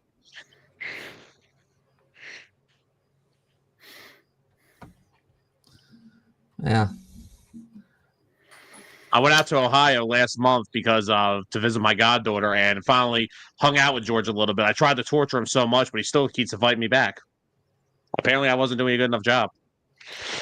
Well, you have a high bar to get over. I've been messing with him for over 20 years. Yeah, you got a long way to go, buddy. And I take it to another level. I have to sit there and it's like,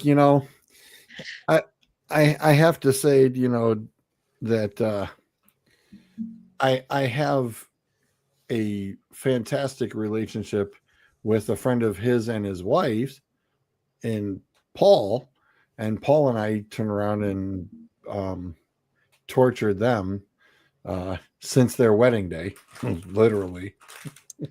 Yeah, they came in and did a bunch of stuff to my house inside. We did a bunch. Took off the Hey, Mama cans. turned around and gave me and Paul the keys to the house. Yeah.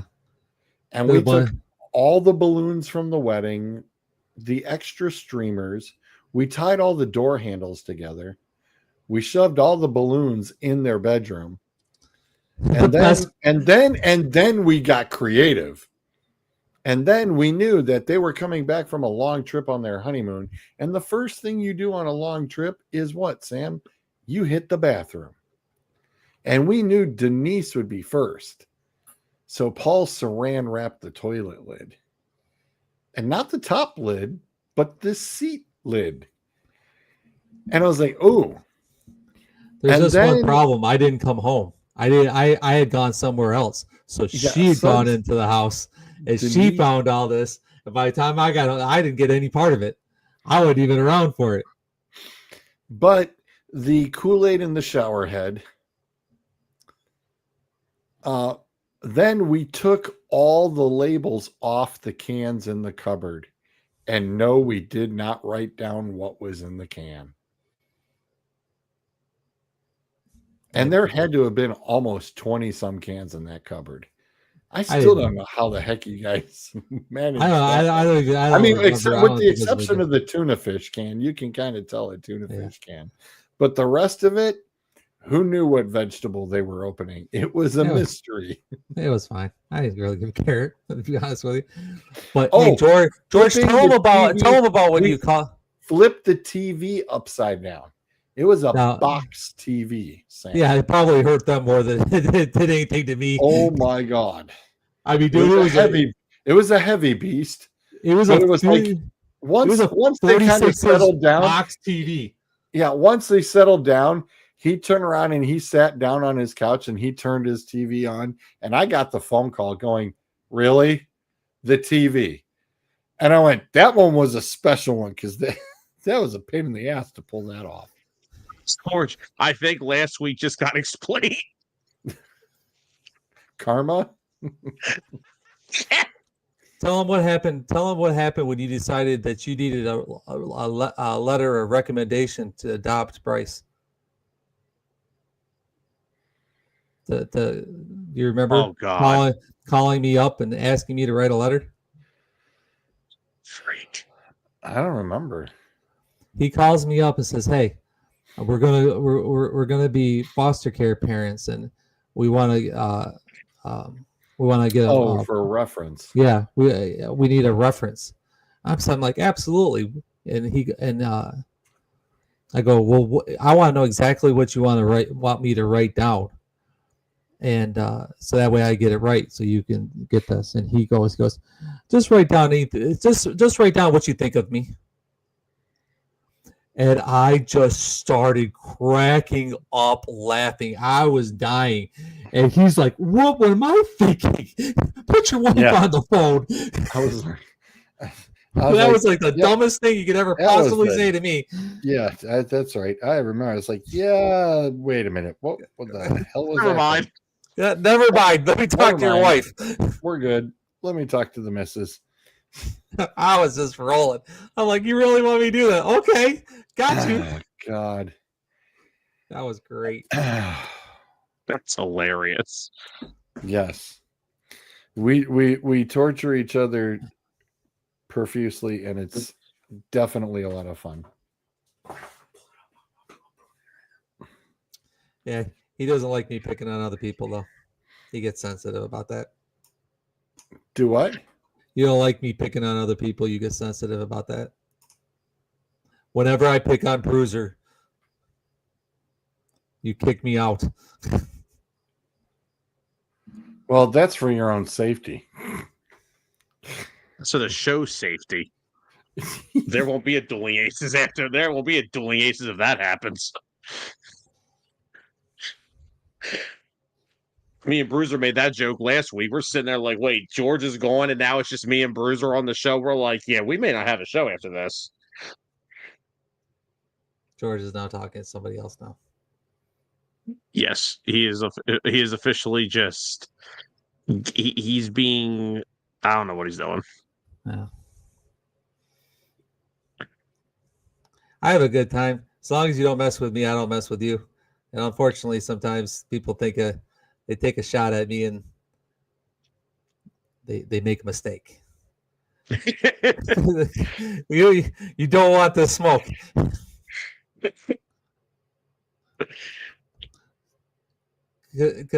Because I've been a smart ass since I hit 9 years old, and I've gotten real good at it. That's funny. I've just been a bluntly honest asshole since I turned about 13, and I've got pretty damn good at it. Yeah. Yeah,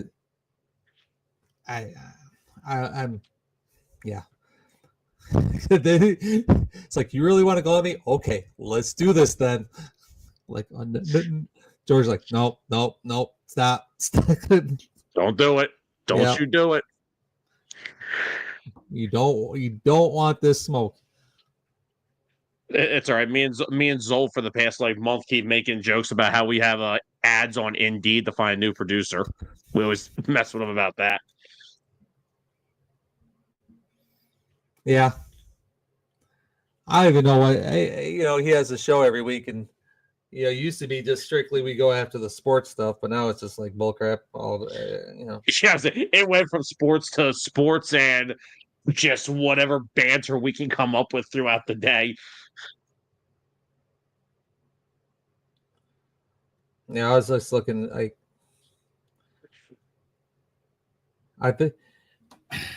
I'm always in the NFL and the NBA, and I tell you what, you're either a good team in the NFL at this point in time, or you're one of the worst teams in the NFL at this point.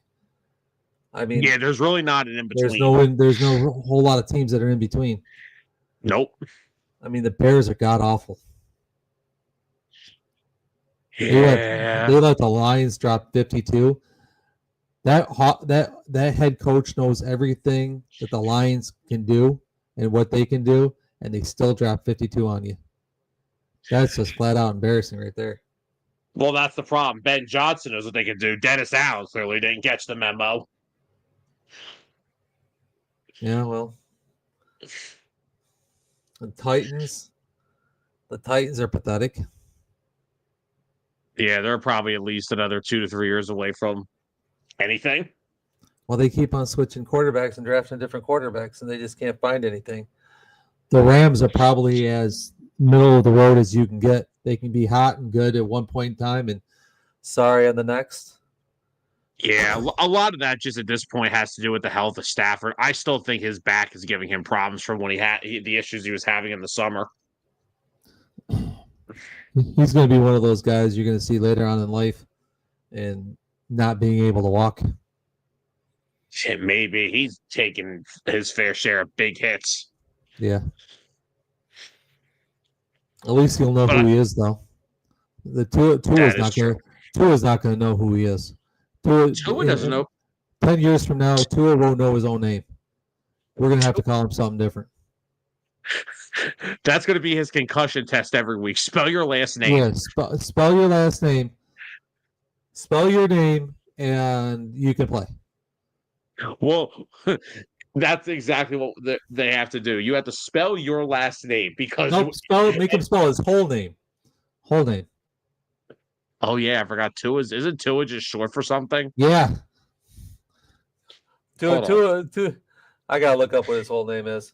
I'm about to do it too. I got to see this real fast. Okay, since you brought him up, thanks for joining us. Sorry, Bryce popped in. So this is I've seen this. Yeah, well, this is week 3. This teacher is out of Miami, and they have a neat little chart thing that says Tua road to 4,000 passing yards for the season. And they keep track of the Dolphins schedule and all of his yardage. And she actually has a full-on program that she has been doing since 99 called NFL Elementary. Easy for me to say. I've been getting a little practice at it. And she utilizes all the kids get to draft their own teams at the beginning of the school year and get to follow their team, write letters to their team. So she, of course, their school, they've got all the classes, one teacher. So English covered, math part, geography, as far as utilizing, she's got a giant computer board, and it's pretty darn cool. But this was their week 3. A total of 34 passes. That's our denominator. It's our total number. Our denominator is the number on the bottom. It gives you all the pieces. Now our numerator, the top number, is going to be how many he completed. And he completed 22 of the 34. Meaning 22 times people caught his pass. Out of the 34 times he threw it, 22 people completed it, meaning they caught it. How many times did he throw it and somebody didn't catch it? So we take 34 minus 22. 4 minus 2. 3 minus 2. 12 times he threw the ball and somebody didn't catch it. Tua had 146 yards in the game versus the Buffalo Bills. Besides the interception he threw, I heard he didn't play that bad. So if he's not playing that poorly, what could be the reason, if you think about it, what could be the reason that his number is lower? When he gets the ball, or your quarterback, Drake May. Now, come on. How many one-liners are sitting right there to be jumped all over that?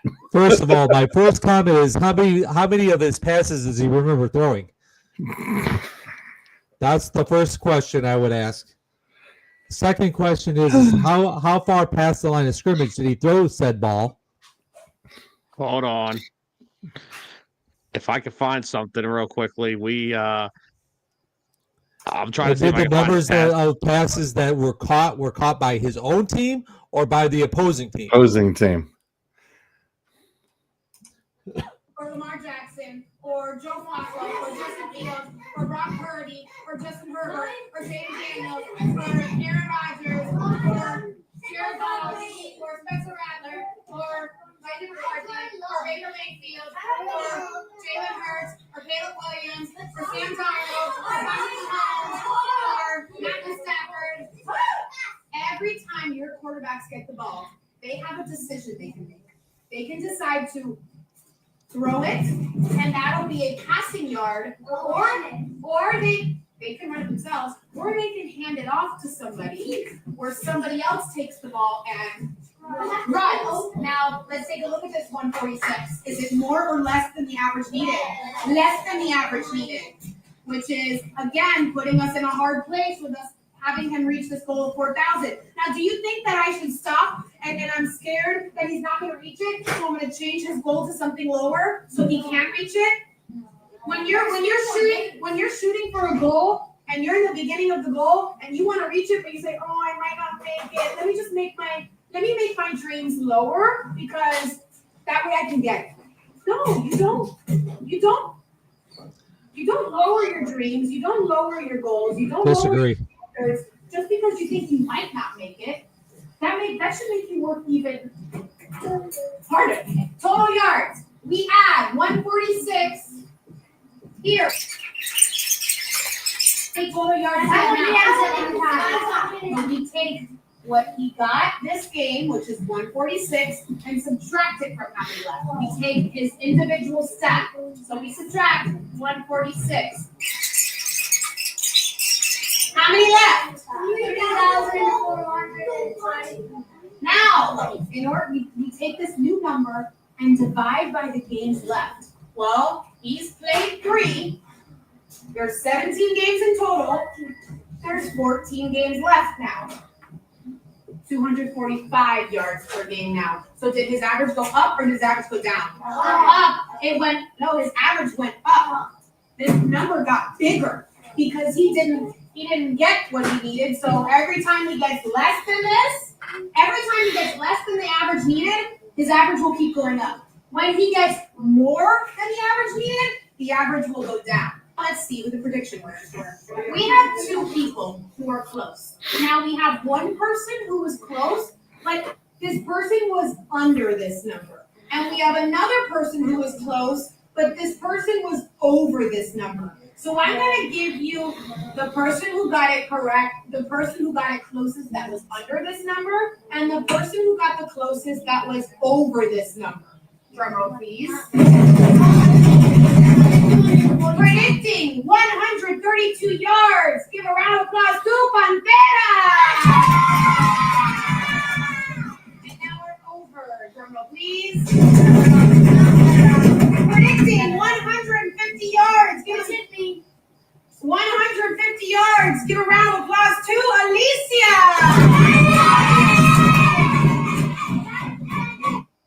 See, I disagree with her idea that you set your goals high, you don't lower your goals. Sometimes you got to know where you're at and know your standards and know exactly what your possibilities are. Okay, George had a goal of being 6 foot tall at one point in time. I never had a goal. Going to happen. But I never had a goalie being. George, hold on. We were talking about why. I'm about to send you something on Messenger. Pull this up. I just sent it to you. This is why he had 22 of 34 completions. Go, just bring this up on the screen real fast. I could probably tell you why right now because he only threw the ball like 1.5 yards down the field. There's his passing chart from the game against the Bills. Look at the green of the. Look at this shit. I bet you if you come out to average, it's about 1.5. Dude, at negative 4.8%. He threw one ball at 18 yards down the field. One ball at 18 yards down the field. That was like a completion. That was his longest pass. Yikes. One pass at 12 yards was his 18 and 12 were his longest passes for the day. Everything is, you're right, says everything is 5 yards or less. And look at all this behind the line of scrimmage. Jesus. Yeah. You have to go ahead of the line of scrimmage for this number to be positive. Yeah. Kind of works that way. Well, I think his time is done. The tuna, the tuna's got to go back to the water. Time to throw him back to the fishes.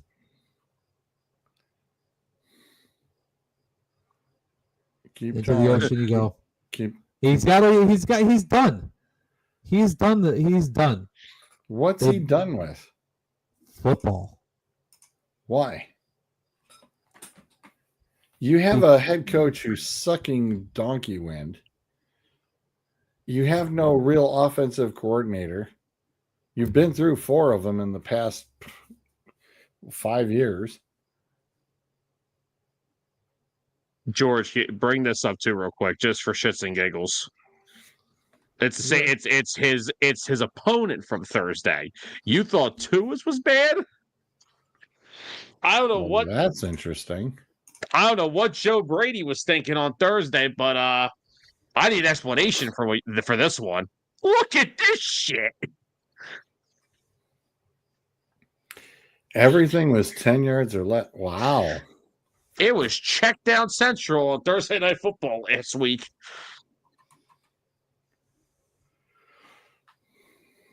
But look at the only 6 incomplete. 1, 2, 3, 4, 5.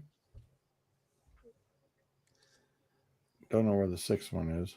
And didn't Cook go off as well? Yes. Yeah. Didn't he have a crap? I think he had like over 100 yards. I think he had over. Damn, where is it? I got you. Yeah, he had 19 carries, 108 yards, and 1 touchdown.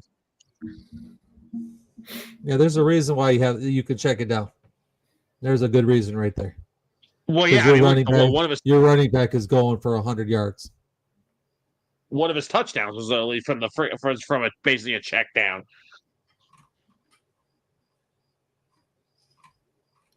I think it's a lot. You know, you look at it. He's got 200. He didn't throw a pass more than 15 yards down the field, but he ended up with 213 yards passing. Something like that, yeah. 200 over 200 yards passing, and he didn't throw a ball over 15 yards. That tells you what the wide receivers and running backs did out of the backfield for him. You know, pretty much. And let's face it, Miami's got at least had 2 most explosive wide receivers, you know, in the NFL over the past 5 years, in Waddle and Hill. And the fact of the matter is that you're not getting them deep. You're not getting them crossing routes and freed up. You're throwing little 2-yard passes and hoping they can do something. Not to mention, like, every turnover that Tua's had this year has come literally in the worst possible situation you can imagine. No, I've seen Derrick Henry. Oh, God. Derrick Henry is the poster child for that statement. Yeah, those fumbles are not good, and it's not really something I'm used to seeing from him. As big as that man is the fact that he's lost 2 fumbles that cost him the game. Out of 3 games. There's something wrong with that. And in the one game and in the game he didn't have a fumble against Cleveland, he only had like 20 yards. Yeah, he's not having a good season for sure. Yeah, ever since like that fourth quarter of the Buffalo game, it's been really rough for him. Because before that, that first 3 quarters of that game, he was running through the freaking Bills. Yeah. It looked like there at the very beginning of the Lions game, he was going to do the same thing to them. Yeah. I don't know. He doesn't seem to be himself this year for sure. Unless the Lions and the Bills are defense is that good, because they owned Henry and they owned Lamar yesterday for sure. Yeah. Would they sack Lamar 5 or 6 times? 7. 7 times? Yeah. Wait until they get a 40-year-old in the backfield trying to dodge that. Flacco, you might want to decide to put Gabriel or Sanders in there real quick. You may want somebody a little bit more mobile than Flacco. That could be you could end up losing your quarterback real quick. You're going to let them tee off on that dude. Yeah.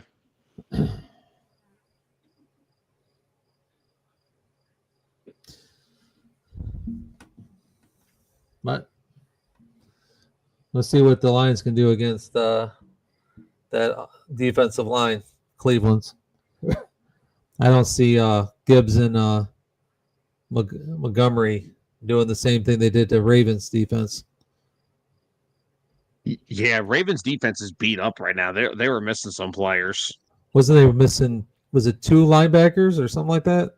2 of their starting linebackers. One moment. Let me go take a look if I can find their inactives list. They, of course, were missing Namni Matabuke, which is their best defensive lineman. He's got a neck injury. They have no idea how long he's going to be out.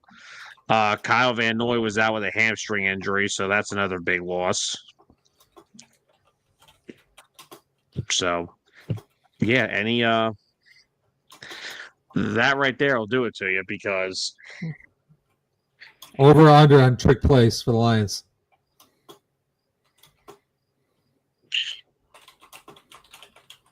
Trying to think. I'm saying 3. I know 3 I saw trick plays. over under. Cleveland. What do you think? Over or under 3?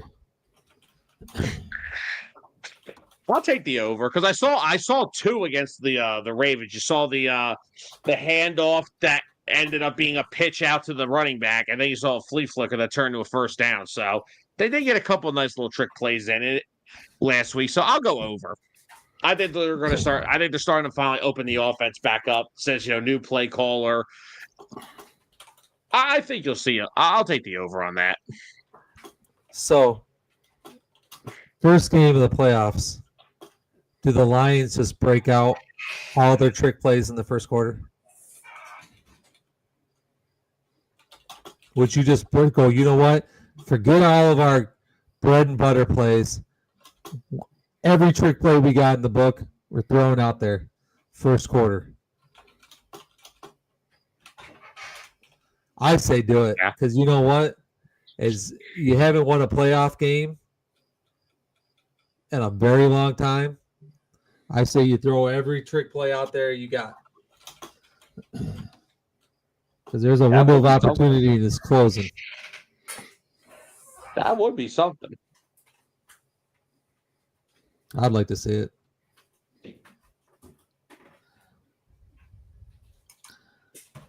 I say they do something real quick to Garrett.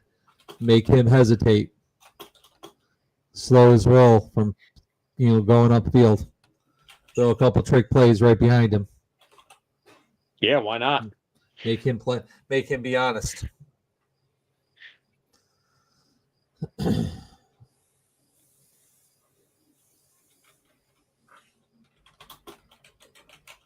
Oh man.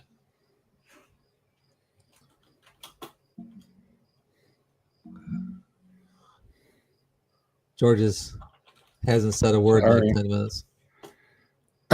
Sorry, there's other things that are also going on.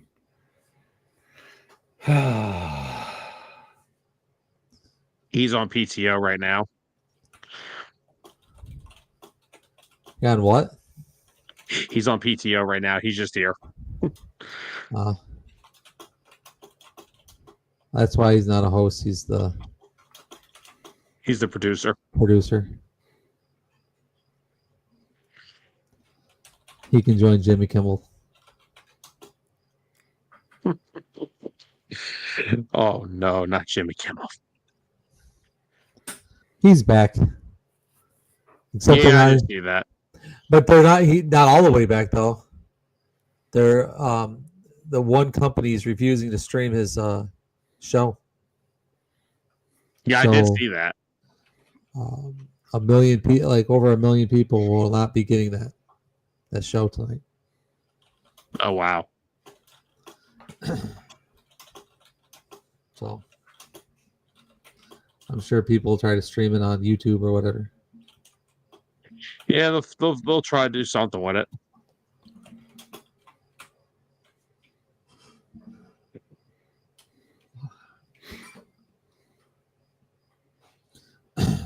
George, we got a new contract at work. They're gonna give me and everybody else, but they're gonna give me an extra 10 days off a year in vacation time. I'm already maxed out.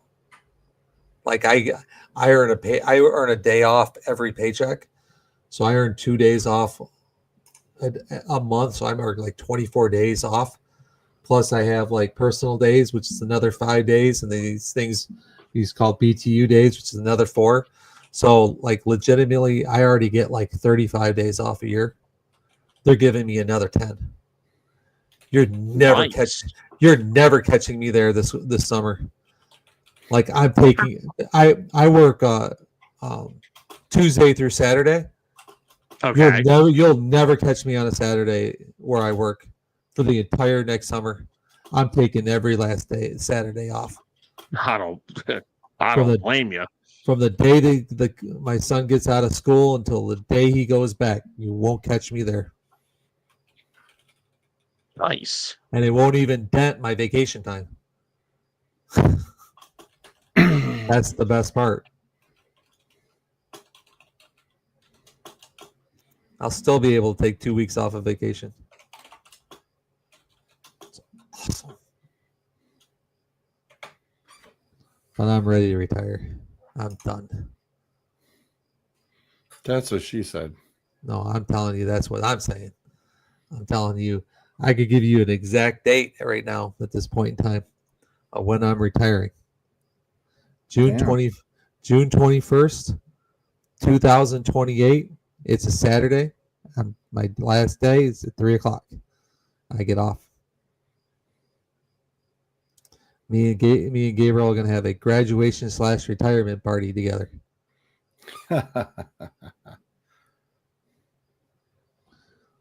We're gonna. Gabriel wants to do a cruise, so we're gonna go on a cruise. We're gonna take a week and go on a cruise. That boy's never been on a big boat in the ocean before. His ass gonna get seasick for sure, and I'm gonna be all about it. This was your idea.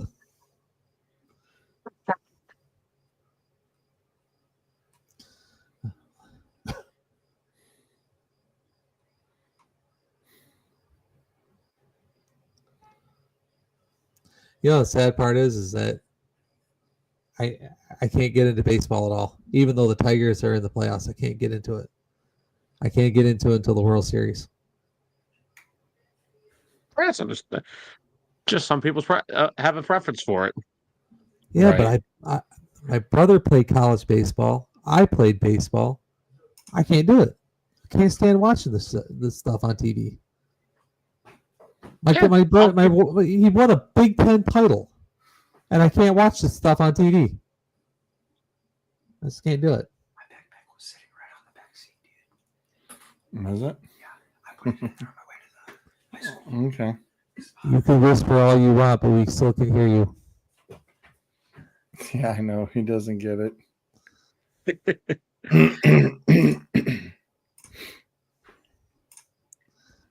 Whispering doesn't help with that microphone up there, dude. You're right. It's like I'm whispering and trying to keep quiet, so my voice will be booming. This thing picks up a lot.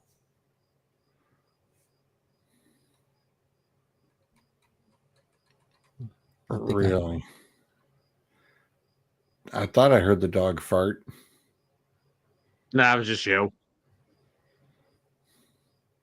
Oh, God, no. If I farted, you'd know it. He'd have to cut the camera. Suds, I'll let you take special effects. There would be smoke coming around the screen. Suds, I'll let you send him some chocolate milk and some Vicodin, and then we'll really see a show. It's all air, man. It was all air. What's up, Scotty? He got super sick when he was living in Michigan, and they gave him a whole bunch of medication. And Vicodin, and I had chocolate milk at the house. Yeah. And man, it was all air, man. I went over there to play cards with him, to keep him company because he was stuck in the house. And dude, I had to point a fan in his direction to keep that away from me. And I stopped in the middle of the card game and said, "Dude, if you got to go change your pants, go ahead, man. There ain't no shame in it. It was all air. Yeah, it was all air." I said, I turned around, I told a few people, they're like, "Yeah, I got Vicodin." I'm like, "Dude," "drink some chocolate milk. You'll have a good time." My cousin did, and I told him what was going to happen, and he goes, "Dude, you were not lying."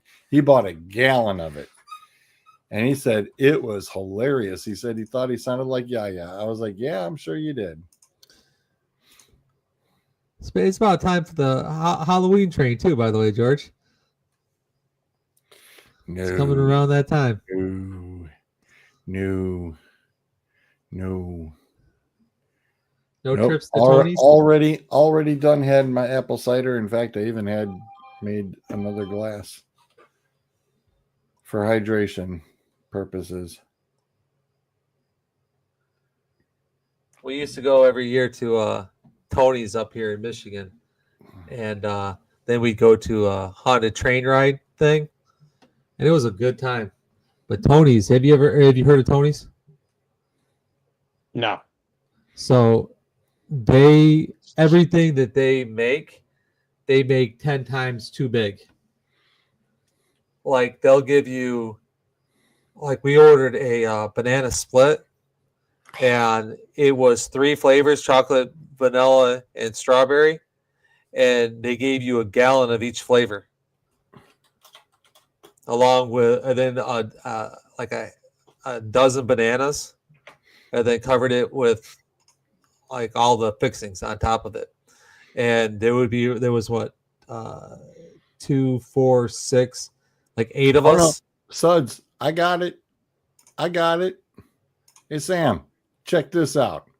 Bam! What in the? That's a banana split, dude. No BS. Is that us? Yeah. Or is that just a picture that you pulled up? Nope. That's us. That's a picture I pulled up. Yeah, there was 8 of us trying to eat this thing.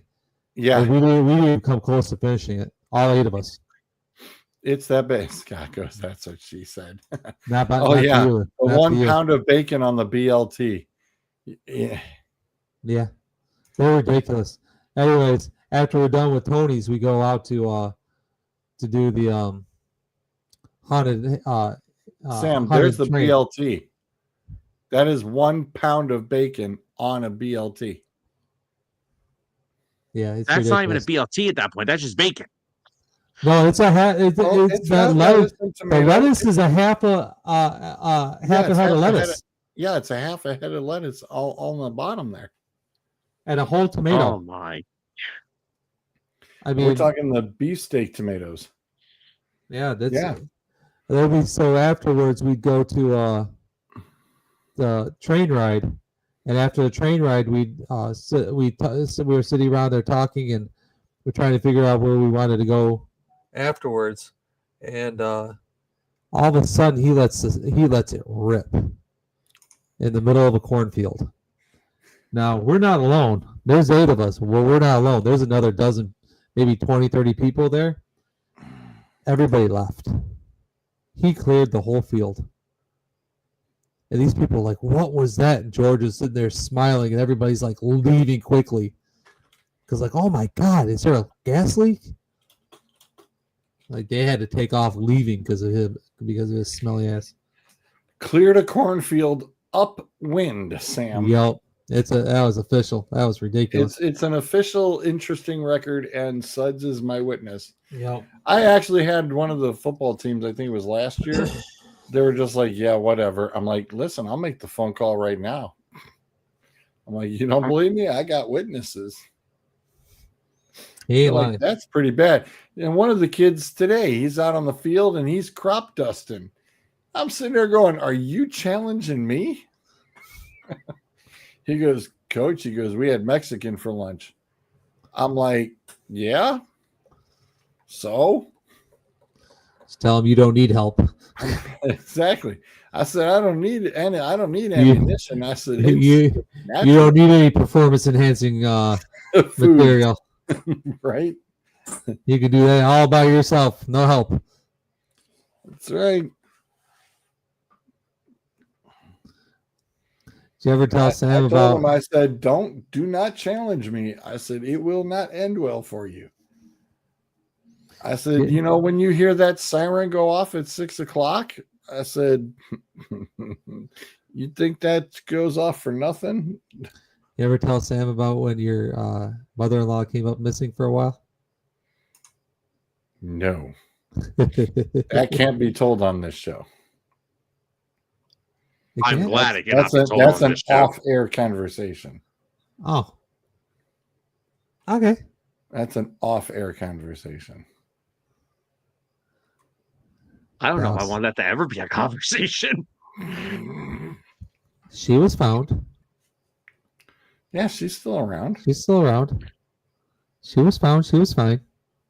Yeah. I mean, don't get me wrong. If I found that I was related to George too, I would have to, No. It's not her. It's not him.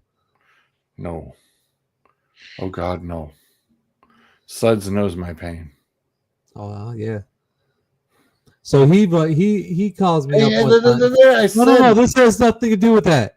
Okay. I was going. You had me move her. Oh, ooh, yeah.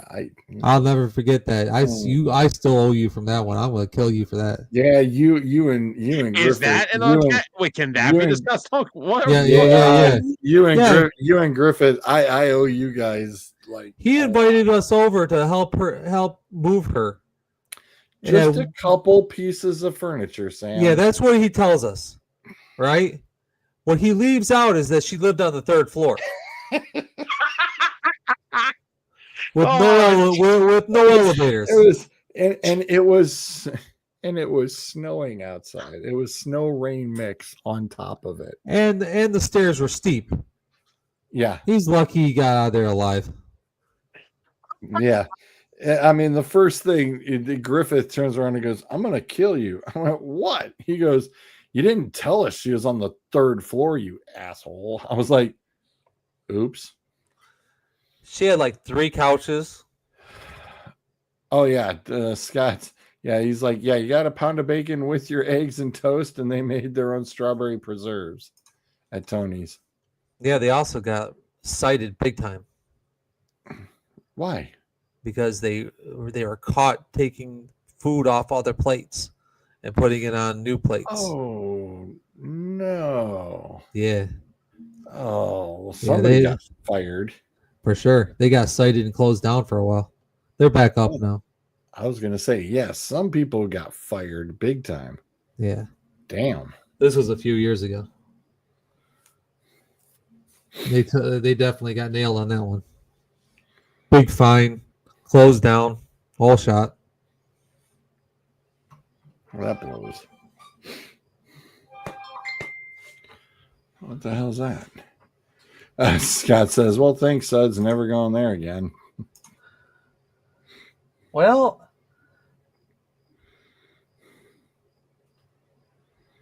can we say first place Guardians? No, we can't. don't do it. Don't do it.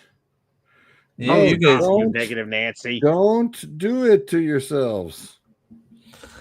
listen, y'all got to know better. You know that part where you were talking, that lady was talking about setting your standards? Yes.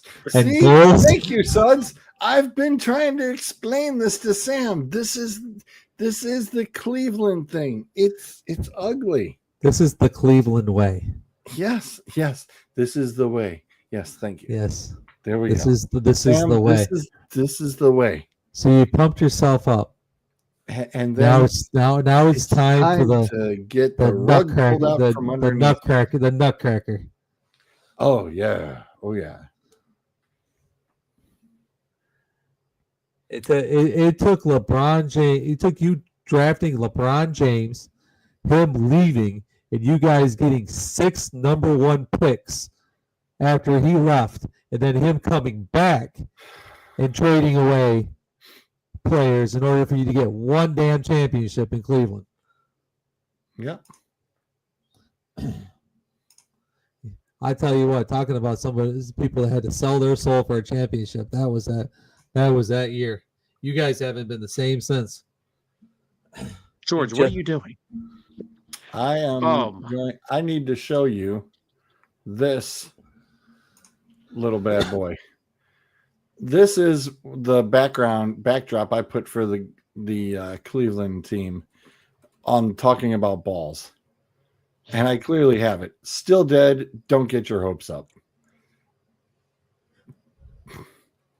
Because 2 weeks ago he goes, "Are they dead?" And I went, and that was the title that was in there. And then this past week he was like, "Yep." He goes, "They're making it around." I was like, "No, still dead. Don't get your hopes up. Tomorrow, wait until you see the title for this bad boy." It's going to be tons of fun. Tons of fun. I just don't like how baseball teams, some teams put their squads together. It's like it's all about pitching in baseball.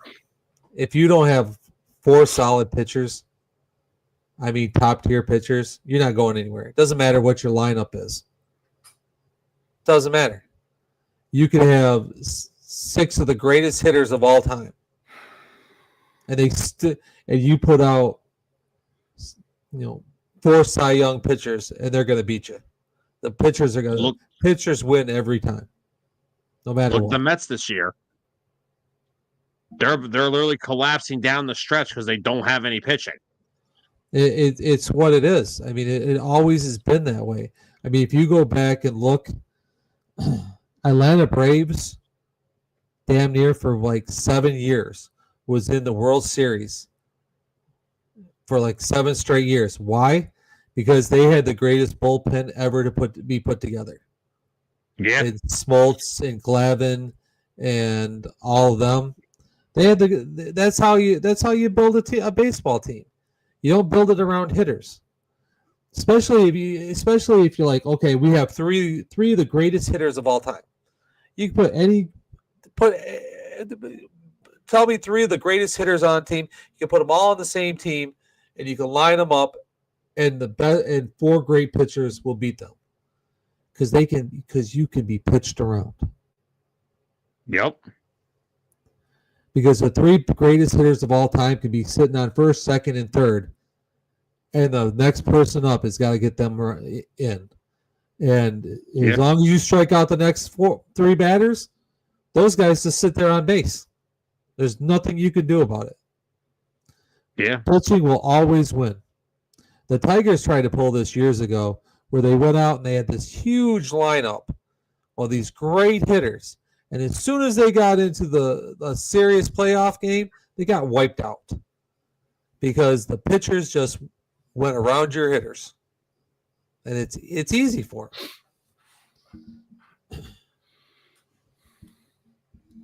So unless you can throw up 3 great pitchers, 3 or 4 great pitchers, and you got batters that are 250 and above, that's the only way you can win. You could have you could have 3 or 4 350 batters, and you're still going to lose. I mean, 350 is a big number, but you understand. I gotcha.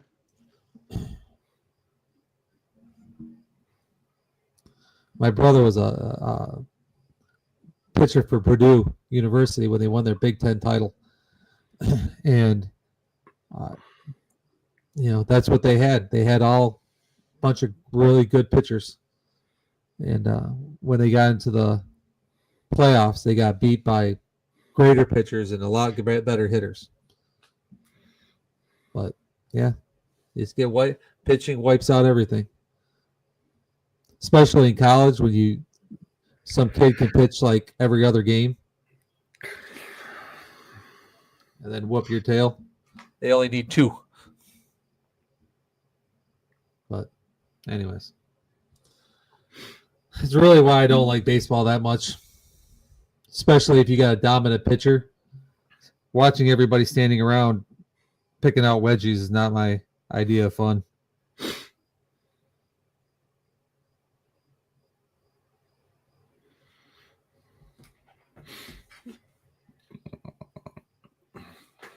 Baltimore's beaten Tampa Bay. Chicago beaten New York. 7-6 Mets and Cubs. Wow. Obviously, we know who doesn't have any pitching. Great. The Cubs blew that giant lead they had. Fucking perfect. Yippers.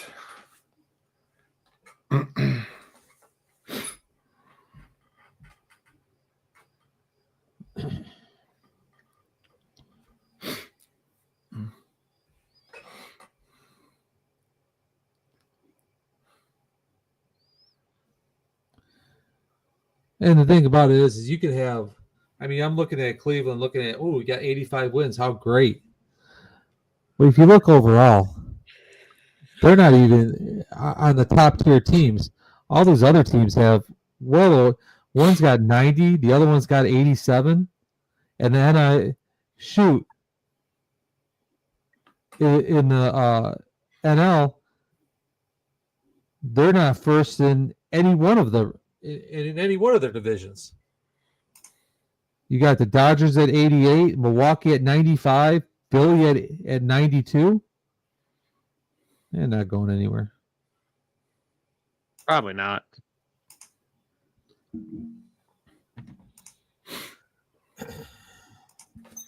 LeBron will be your only championship for a while.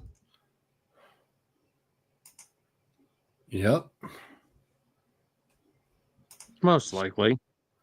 I mean, it's hilarious. Talking about balls is like, yeah, the Browns are going to draft another quarterback next year. They don't need to. They need to draft some freaking wide receivers or running backs since they screwed up and drafted the wrong one. Hold on. Did you just say they don't need to draft another one? Another quarterback. They don't need to draft another quarterback. They do not. They do not need another damn quarterback. No. No, they need to give the ones they drafted this year an opportunity.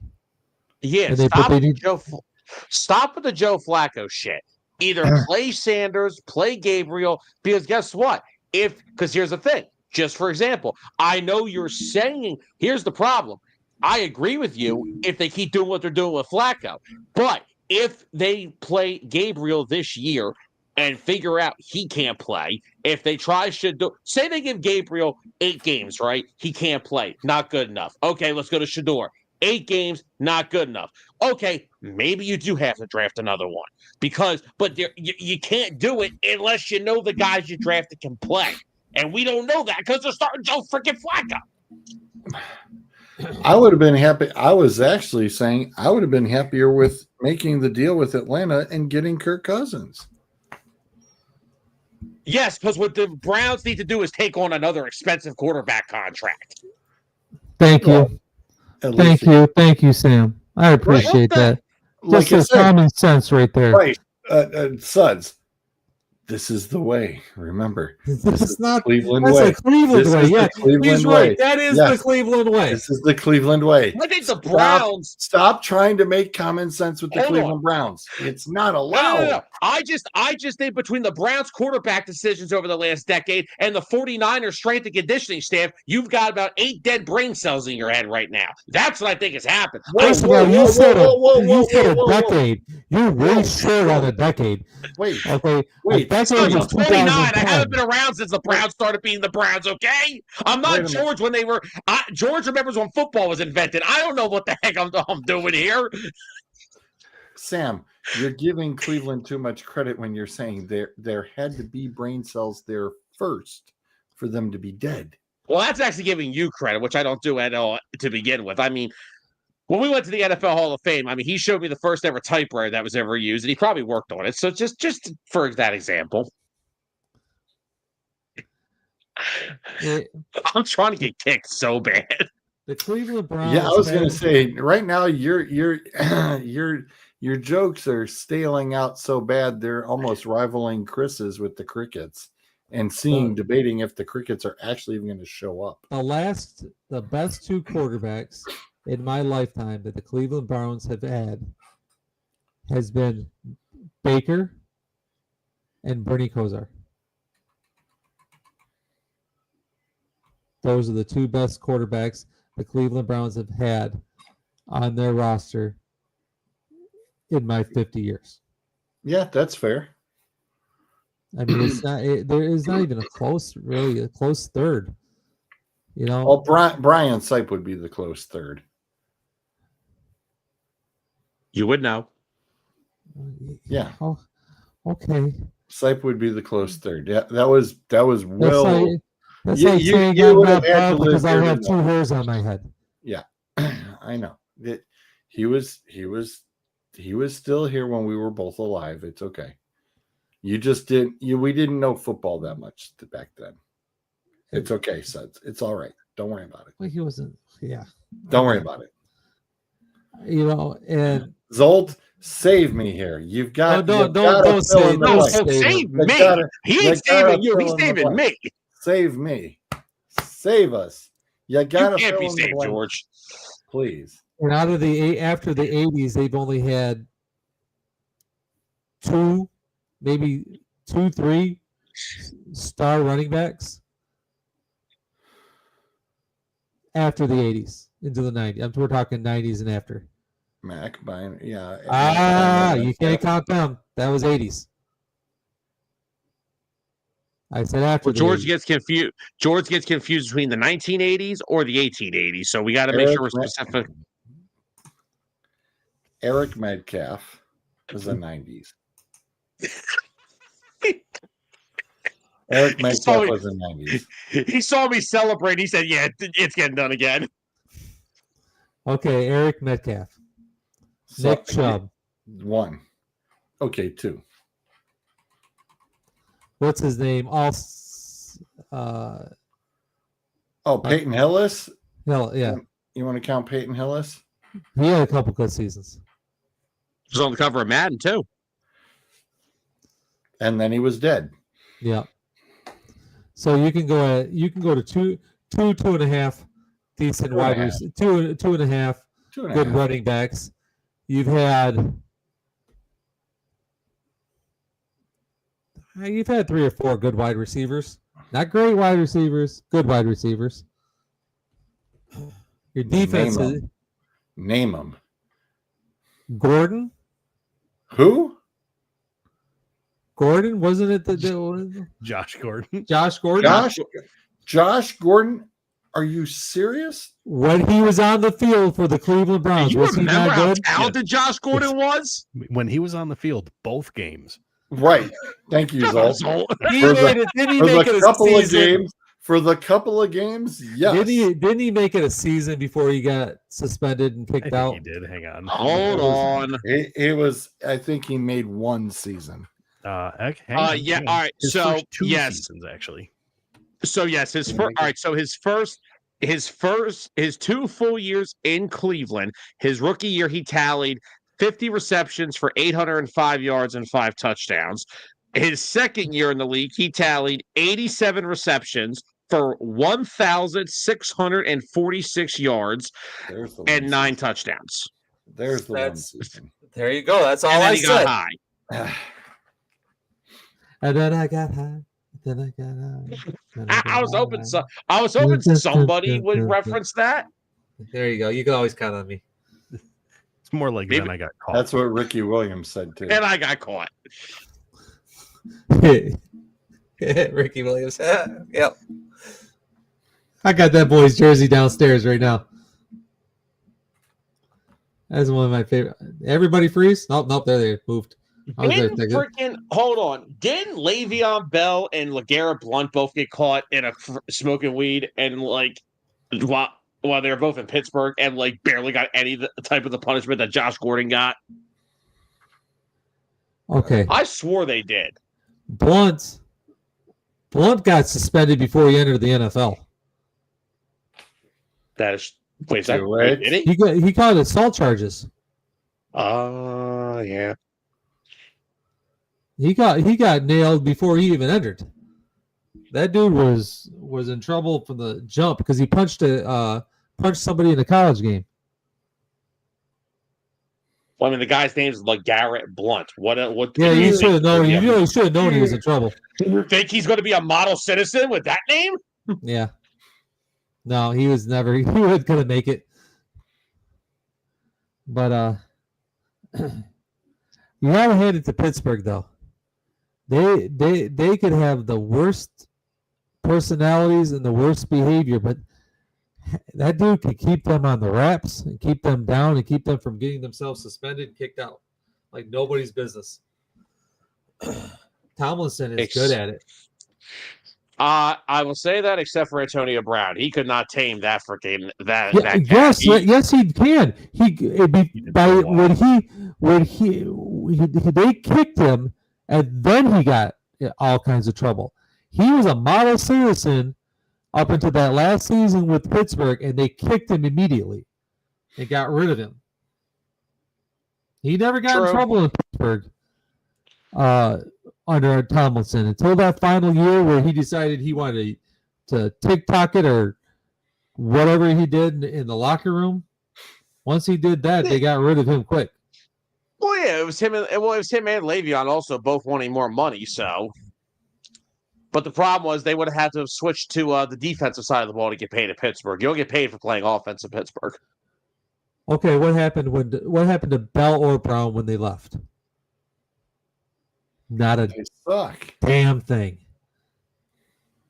I think you could total every year that Bell was out of Pittsburgh, all their yards, and he doesn't equal his last year at Pittsburgh. Yeah, probably not. I mean, So let's not also forget to mention that ever since when they got rid of when Antonio Brown was finally booted out of Pittsburgh, that was the death of Juju Smith-Schuster's career. for sure. He hasn't had a freaking close to a productive season since. No. The only reason he's relevant is because not only people say, "Oh, he's been the best wide receiver on the Chiefs." I said, "No, he's the only wide receiver on the Chiefs." Yeah, they've been decimated for sure. Trust me, I know. I picked up Worthy. He got hurt in the first play of the damn offensive game. Nice going, Travis.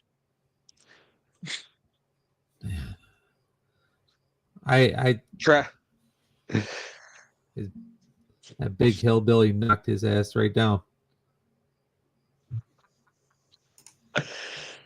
You know what his nickname is? Do I want to know what his nickname is? Travis, it's what was it? It was Bigfoot or Sasquatch or something like that. That's what he was called in high school and stuff like that. Because he's a big old clumsy hairy furball. Do you see what he wore in the last game? Not this one the other night, the week before that. The suit and shorts. Just Oh my because you're God. just because you're engaged to Taylor Swift doesn't mean you need to be glamified. Look like a man, please. No man, no NFL player. Shoot, no men should be wearing a suit with shorts. Should not be allowed. Welcome to 2025. Yeah. Need a reset. Hi, it's me. You I need didn't a do reset. I didn't do that. That was mean. I didn't even do anything. You said you needed a reset. They need a like as in this country. But anyways, how you doing, Zolt? I'm doing okay. I'm doing much, much better than I was a day ago. Why is that? What? Because thank you, Derrick Henry. You gave me a win by fumbling the ball. Well- I won in my league by less than 2 points.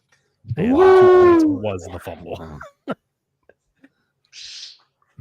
And I was Gary, gonna that you say, gotta be happy. I ended up getting my second win yeah, there's because I had a six super now tied close to battle with somebody last week. Right. I had See, no business winning that match. None. So I went into last night knowing that the Lions went that the Lions went off, that I was going to lose. So I went on DraftKings and I bet on the Lions just because I knew I was, because it was fantasy football and I knew if the Lions were going to screw me. So I bet on them on DraftKings. Yeah, I did all right. I bet $2.16. Sometimes you just gotta play it because you Yeah, know how it's gonna go. you gotta know your limitations. That's right. Gotta set your goals a little bit lower. So we were very happy after that game. That game went very well. However, that actually brings up the today's fill in the blank that is sort of put together. Hey, at least when you got on today, there were still people here. This is true. Although it was much quieter. It was much more relaxing when I got on last week. Oh, I watched your little 2-minute soliloquy last week. Don't worry. I know exactly how it went. I'm stunned anybody actually saw that. Just thought it was good. There we go. So what this actually is, since I didn't title it, is active players' most career fumbles. In any position? Any position except quarterback. Ah. So take Daniel Jones out of this. Yes. Right. Lots of hints I can give for certain spots. Well, we're gonna go with Derrick Henry for our first pick. Yeah. Wow. I saw that one coming. Yeah, that was All the right. segue right there. I'm going to take a stab here with the 59 career games. I don't know if this is a little too low for him. Is this Ramondre Stevenson? Ooh. That's a fantastic guess. That's an Well, awesome guess. after yesterday Right. or Sunday.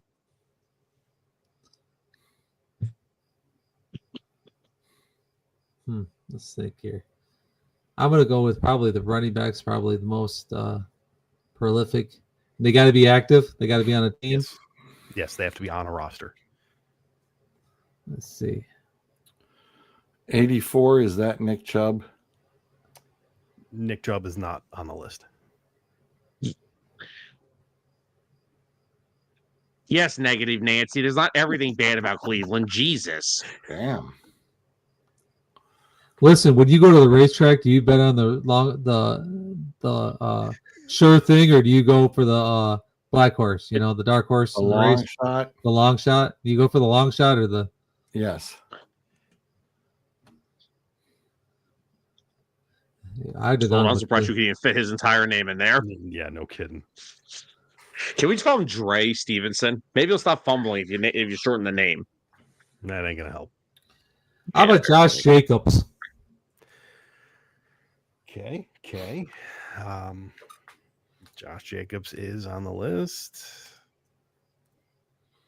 This You think I this pulled that may out of get- my ass, did you?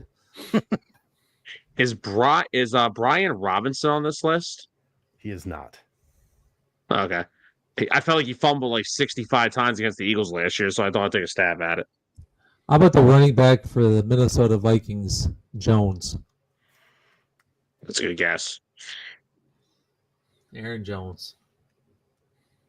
Is Austin Eckler on this I list? was just going to say Eckler's got to be number one. Numero uno. Uno, yeah. Okay. Oh, I got to go one. Miles Sanders. Not on the list, surprisingly. Ooh. Yeah. Between bad vision and ball security, trust me, as an Eagles fan, it was a tough couple of years with him. Is there And you a said Kansas City Chief on there? There is a Kansas City Chief on here. Would he happen to be a tight end? He would. Travis, I can't hold on to the motherfucking ball, Kelsey. wow. Damn. First off, 178 games played. I mean, a lot of playoff games in there, but still. Hey, is Keenan Allen on this list? Sir, this is he is on a list. Shit, never mind. I was gonna say, sir, this is fumbles, not Come hamstring on, injuries. dude. Yeah. Hello. Yeah, of course he was. I was like, yeah. Are he you should kidding? be. Out of those 17, at least 3 of those are probably fumbles while getting a hamstring injury. Right? He dropped you're the ball as terrible. he's holding his hamstring. Is DK Metcalf on this list? He is not. No. Damn. DK's got hands. How about Harris? No, he Former does. Pittsburgh- No, Najee Harris? Najee Harris is not. on the DeAndre list. Harris not on there. He's got to play. That's a good guess, though. I was gonna say DK actually he has hands. He just can't run routes. No, he's a fly route receiver. That's why. Still the second best Ole Miss wide receiver out of that draft. I think we've done pretty good so far. No, I to think be you honest guys with have you, done phenomenal. Okay. Can I get a hint for the 110 games played at the top? That is 19. 1900. Okay. What type of a hint would you like? All right, what position is it? Wide receiver. Okay. DeAndre Hopkins. Incorrect. AFC or NFC? AFC. And I will say this, when I read this one, I'm like, he's on a roster? Oh, damn. Odell Beckham. No. Is Tyreek Hill on this list? Tyreek Hill is not on this list. Oh, I forgot. He doesn't know how to hold on to the ball to fumble it. My mistake.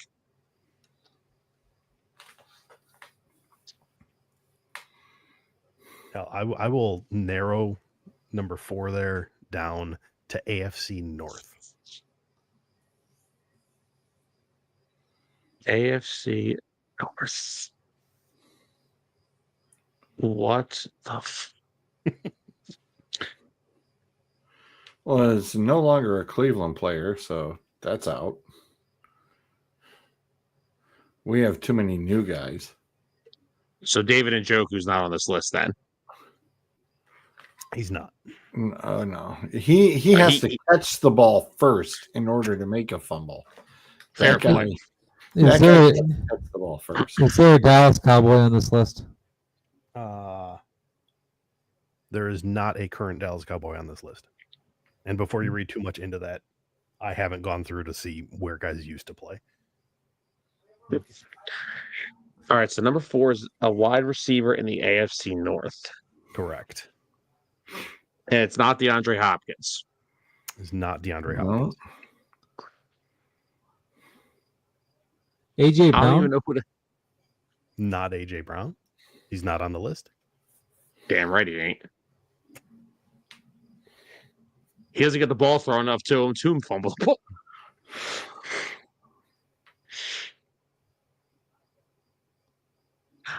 I don't think Dallas is Dallas Goddard on this list. No, he is not. All right, good. I thought I was scared that he would be. Is there a Chicago Bear on this list? No. Yeah, Caleb's not there. I was thinking Swift. Oh Yeah. shit.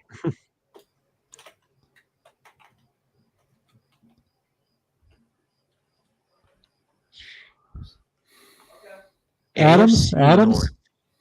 Adams? Devontae Adams? No. Yeah. No. No shit. Is Kyron Williams on this list? No.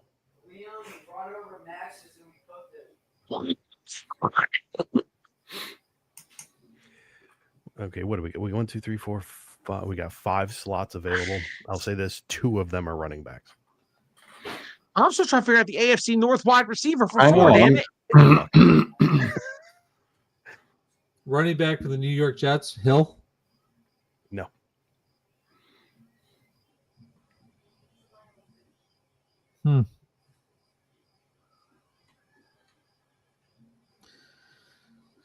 Oh, who's? I will say this: while you're attempting to figure out Mr. AFC North, he's been in the league 8 years. He's on his 8th team. Good God. What the frick am I supposed to do with that? I'm just if you want to move on and come back, might be the way to go. Is what I'm trying to say.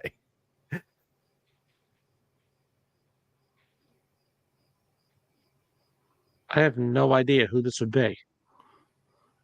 I was gonna say, well, what about Jamar Chase? Jamar Chase not on the list. I would say, yeah, Chase. Is T. Higgins on the list? No, he is not. I think of who is.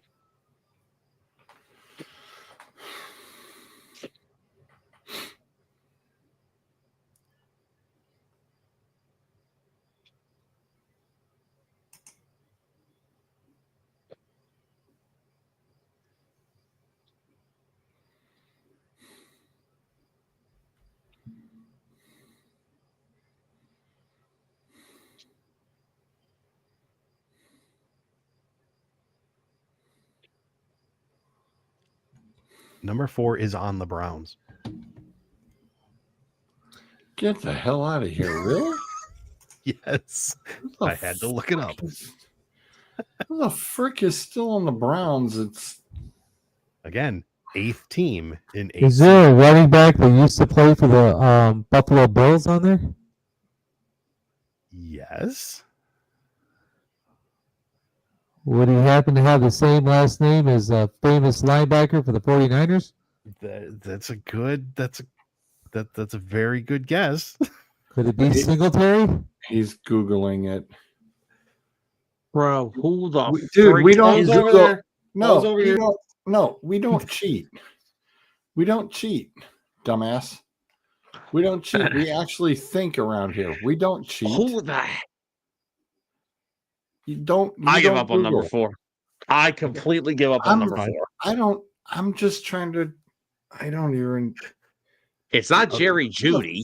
No. Here you go. I can give you his stats so far this year. He has played all 3 games, or at the very least, he's been active all 3 games. 0 targets, 0 receptions. Who did the Browns? They must have had him on a 1-year deal. Is all right. He's a wide receiver, right? Yes, correct. Oh my god! Give me another team he played for. Sure, he came from Chicago,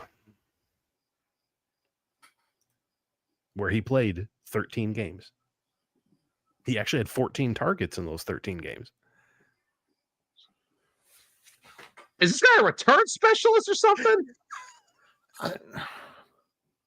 Give me another team he played for. don't- Before that, he was with Vegas. What the? What the hell? Give me another team. That don't do shit for me neither. Chargers. Jesus, Okay. he's been around. I took before that Washington. Okay. How many? Who drafted him? Chicago. Who drafted him? Philly. Sam, back in your court. What year? Philly? Yeah, what year did Philly draft him? Okay, well, his rookie year was 2018. He played for 2 different teams in 2018. 7 games for Philly, 7 games for Houston.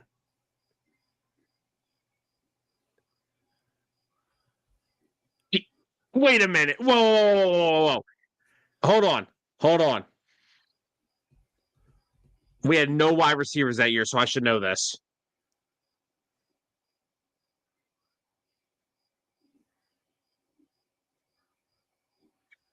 DeAndre Carter? Wow. Well, I had done, to sir. think. Well No, done. because here's Well the thing, right? done. That year, Alshon Jeffrey did play most of the year, but he was banged up early because remember he played the Super Bowl with a torn shoulder rotator cuff. We traded Torrey Smith to the Panthers, and then we replaced him with Mike Wallace, who broke his leg 2 weeks into the damn season. And then we were going through. How does DeAndre Carter have enough targets to have 19 career fumbles? You want so a fun little stat out of his 19 fumbles, 5 of them were his rookie year. Wow. How the fuck did he play? How did he play in the league this long? Jesus. 1 of them with Philly, 4 of them with Houston in 7 games. Oh, God. I'm going on my freaking phone to say a prayer to decompress myself. Jesus. Well done, sir. But well done. That was impressive. I honestly, if there was one on this list that I thought might sneak by, it would be that one. That's George, very did you even know he's on your roster? I had no damn clue. And now I got to look up the depth charts. I got to see where I got you. How deep Hold is on, he? I got you right here. Hold on. Don't even bother. I got you right here. The Browns wide receivers are Isaiah Bond, DeAndre Carter, Jerry Jeudy, Jamari Thrash. Oh, God, is he related to James Thrash? Now I'm really scared. And Cedric Tillman. Yeah, he's been returning kicks. Oh, by the way, here you go. DeAndre Carter, here's his stat lines. There's nothing there. If you can see on my phone, there's literally nothing there. Yeah, I had to scroll down on Pro Football Reference to get to the kick and punt returns. Wow. He's had five punt returns this year for 56 yards. Has he fumbled any of them? No, he's got no fumbles yet this year. Hey, Wait, he's improving. It's early. It's only week 3. Let's give him a chance. And 6 Well kickoff done, returns for Sam. 145 Well freaking done. I just realized, where the hell did Suggs go? I bounced him for cheating. How do you cheat at this game? Well, he looked it up. He clearly. Hold, please. No, we have to get. Oh God. Okay. Hang on. It's good. like We're watching back. a card break. Oh yeah, look, he's switching cards. We're good. George, I'm on the show with you every week. I know what it feels like. I just All right, I had to expand it out real quick to click the undo button.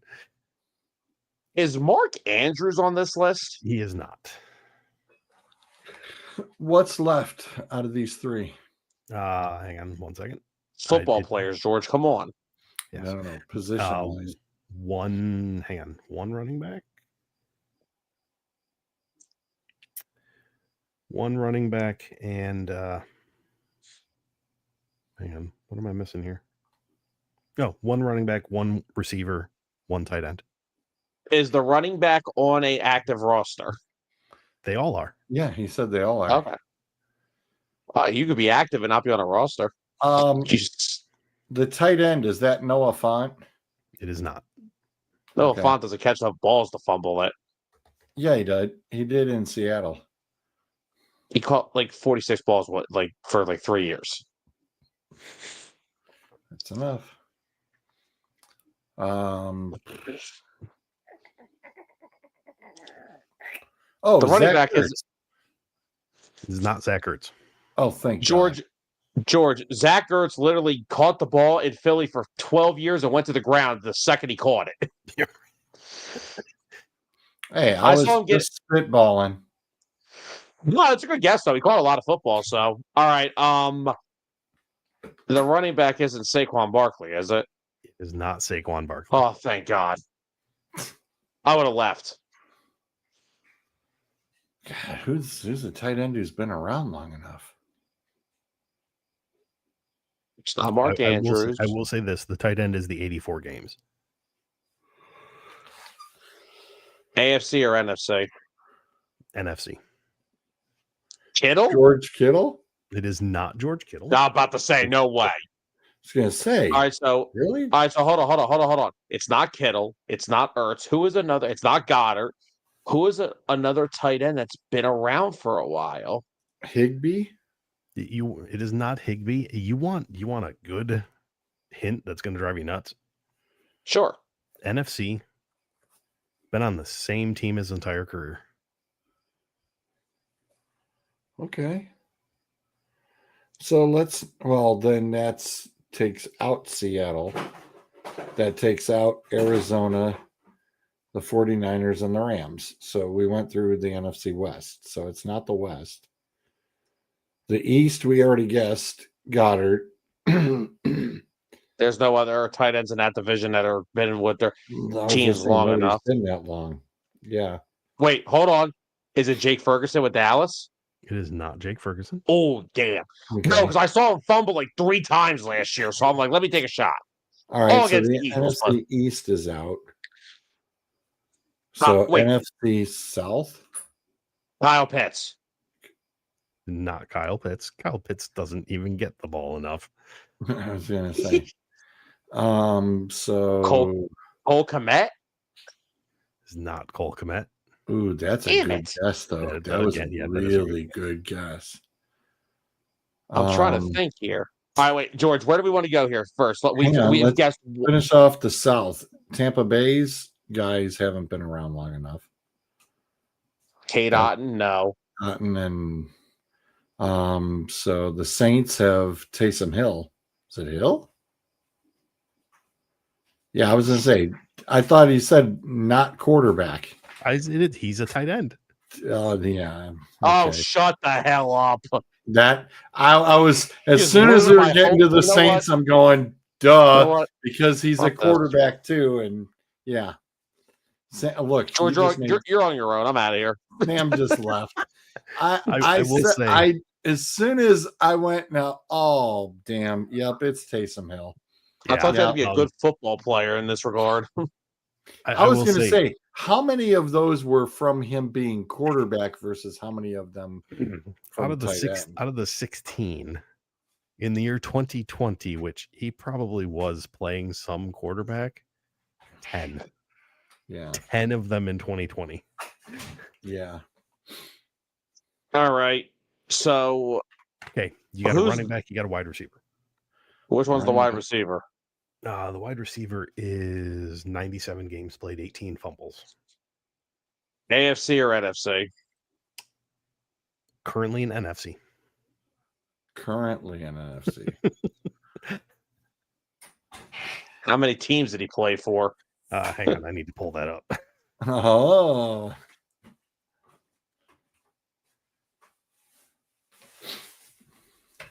Sam, I am still impressed with the Carter pick, dude. Way to go. You have no idea how many wide receivers we shuffled through in 2018 and 2019. Okay, he's been on 5 teams in 8 years. Yeah, fucking journeyman. No wonder they cut some as they fumble too much. You said currently an NFC? Currently on an NFC team. Yes. What was it? All right. I don't want the team he's currently on. Who's the team he was with before his current team? Before his current team, he was on San Francisco, Debo. not Debo. Damn it. Oh, 5 team. God damn it, I'm stupid.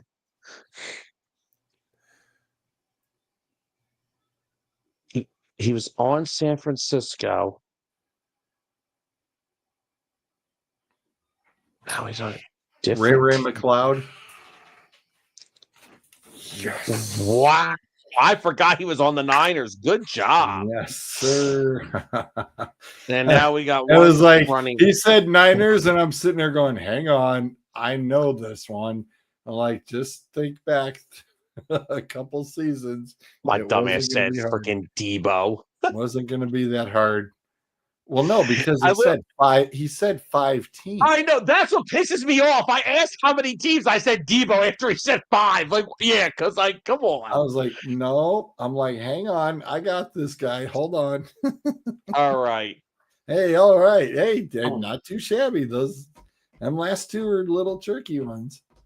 So, All right. wait, who did We got him. Sudge cheat to guess? Devin Singletary. Devin Singletary. He was looking at right at his phone doing this. I was like, no, we don't cheat playing this game. All right. So we have a running back left. Mm-hmm. AFC or NFC? Currently in the NFC. Okay. How many teams? 2 over the span of 9 years. Ooh. Josh Jacobs is already on this list. Who the? James Conner.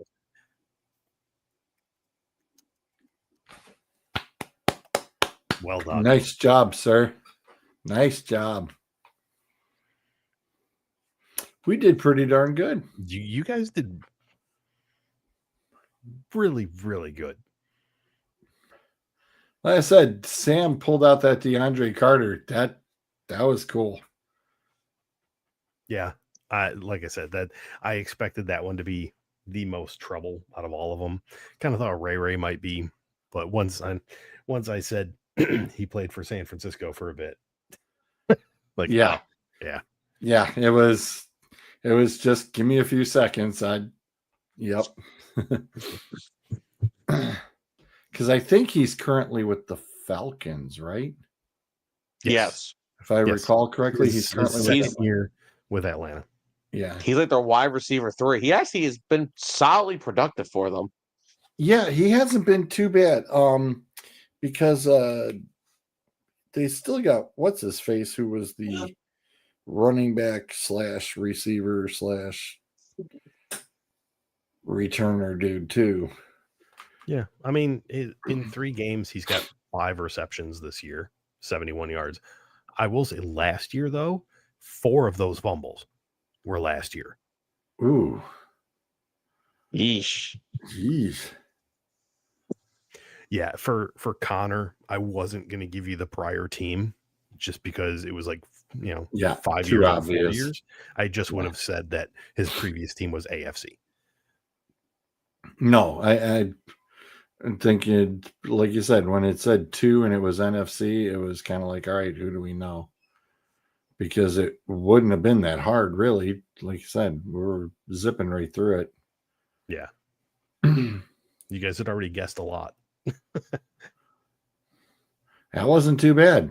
That was not too bad at all. No, not too bad. Not too bad. I like that one. Like I literally came across that one this morning. So I'm like, oh, this is nice and timely. Yeah. All right. Well, speaking of timely, how you been? Been all right? This is the last of the Tuesday T-ball. So, Yes. How has the experience been? it's been an experience. Is he the there are 3 levels. There It's are pre-T-ball. Yes, I understand that. Okay, go on. I understand that. Okay. You have your dandelion picker. Okay. You have your, oh, what's that? Squirrel? And you have your, I can at least throw this way, and they can hit the bat. So they can hit with the, yeah, he can kind of throw, or you've got the, hey, squirrel, or you got the dandelion picker. Where you at? The child is very much a multitasker, like his father. He can do all. Oh, wow. 5-tool player. Wow. Tigers should use that right now. All three? Yeah. All three levels. Very much just loves playing in the dirt. A lot of that. Wow. Yeah. Yeah. He's got a buddy there with him, and so occasionally things get a little too much, and it's like, no, you actually need to pay some sort of attention. Yeah, because you can get hurt. You It may still be like, well, we call it blast ball down here. Mm. It may still be blast ball, but you can still get hit in the head. Yeah, he did. It would. I mean, I'll say this: there definitely are a couple of those kids that, especially now that we're at the end, they can hit a couple rockets out there. Yeah, for sure. Should the Tigers call down there? You know, it's we're talking about the Lions up here. Yeah. I was going to say, I feel pretty good about the last couple of weeks with their offense. Starting to look back to normal. Yeah, honestly, it was the Green Bay game was very much the kick in the pants that, hey, you guys aren't communicating, so you need to figure out how to communicate. And sure, last week was great and it looked phenomenal, and to beat the holy hell out of Ben Johnson and the Bears was awesome. The fact you could go on the road to Baltimore where you wouldn't be able to communicate verbally among the O-line and still just have a dominant offense. Yep. That's exactly what we wanted. And you saw some of the creativity come back. Like he had the one goal line handoff. He handed to to Jameson, who then pitched it to Montgomery. It was a handoff to St. Brown. Oh, okay. It was, and then you had the flea flicker that went for like a first down to Amon-Ra. Like you saw and then of course the Dan Campbell special, 4th and 2. Amon-Ra right is down there somewhere. 4th and 2 at the 50 when you're trying to balls. Yes. Balls. Just pure balls. I do want to say I can't remember what they called the play. The play had a code name, but the St. Brown pitch to Gibbs was a Ben Johnson play that he came up with 3 years ago, and they never ran it. Really? Yes. Ain't that something? Ain't that something? It's like a I loved that play. The 50-yard line. My God, I start sweating when you're 4th and 2 at the 50 and you're going for it, trying to seal the game. It's like watching a Browns kicker from 55 yards trying to kick a game winner. And I'm going to say this, for any Jared Goff hater, pinpoint that ball right where it needed to be. Yup. I mean, he was on the money. Because who was it Humphrey guarding Amon-Ra on that play? I believe so. I'm not this Amon-Ra didn't have him burnt downfield. Humphrey was still kind of Amon-Ra clearly had a step on him, but I mean, God, Humphrey chased down Montgomery earlier in the freaking game. I haven't seen Humphrey run that fast since college. Yeah, it was just a lot to like about the game. There was a lot not to like about that game. I'm not thrilled with the stupid penalties right when it was going to hurt you the most. You gotta be happy with the pass rush though. 7 sacks on Lamar Jackson. You know, that's unheard of. The the sports radio here, at least a certain show on the sports radio here, has been 100% against Brad Holmes and what he has done with this D line, specifically what he hasn't done with the D line, which is get help for it. And yesterday afternoon, when they announced that Marcus Davenport went on IR again, What happened to him now? I want to see a knee.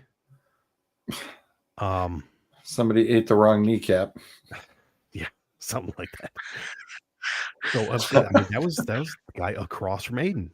So they responded, though. They responded by, "You're not going to know where we're lining up Aiden. He's not going to be on just the right side. He's not going to be just on the left side. He'll line up at tackle for a play. He'll be with the backers for a play." Yeah, that's what I'm moving him around. That's what a new little wrinkle Vic Fangio's thrown in this year, because of how much in better shape Jordan Davis is this year. Because last year, when we would run a lot of on third down, we would run a lot of Nolan Smith, Jalix Hunt, or Brandon Graham, whoever, and then they would have Milton Williams and Jalen Carter and run a traditional 4-man D line. But now that Jordan Davis can get to the quarterback and he's in better shape, they're running more 3 D tackle looks with Davis. Nolan Smith is the one edge. Maro Ajomo, he's lining Jalen Carter up on the fucking edge now. Yeah. It's just putting him in as a pirate, and it's like, oh, look at this. Yeah. If I'm a left tackle and I look over there, I'm like, what the fuck am I supposed to do with this guy?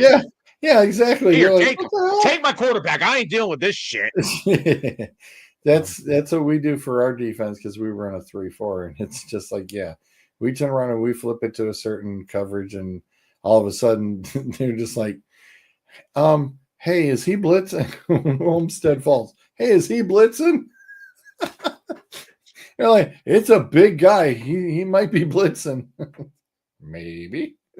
They said Marcus Davenport, they're calling it a chest injury.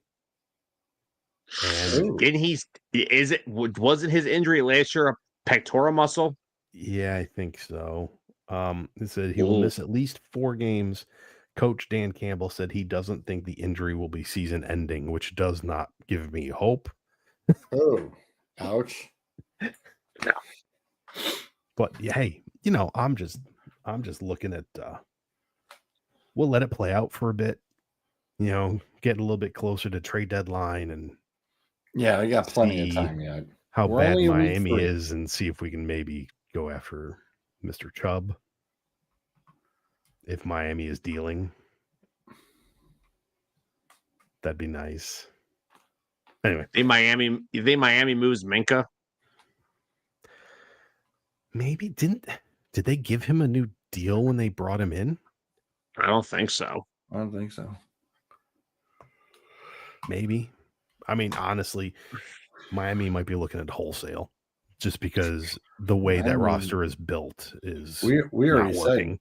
Said they may not let him in the locker room after Monday night. They may fire his butt.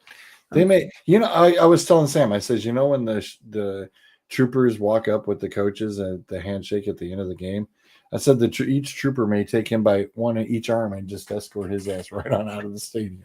The thing is, he's always had his own style of, say, press conference or whatever. He sounds like a guy whose foot is already out the door. Like, he knows he's gone. Mm-hmm. It's just a matter of what week. Yeah. Oh, it could be the humiliation. It could be 40-0 by the Jets. And yeah, that'll do it. Any plans for your little one in the winter? Are we attempting the skating at all? No, I don't think so. He hasn't shown a ton of interest. I mean, so far he's having his fun at T-ball.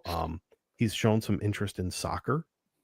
So I think we might let the winter kind of go, and when the spring pops up. I was going to say, they have indoor soccer. So They do. It's a little easier to wrangle indoor soccer than, because once you get outside, Yeah. Oh dear Lord, you have dandelion pickers ever. Bryce was a dandelion Of course. picker.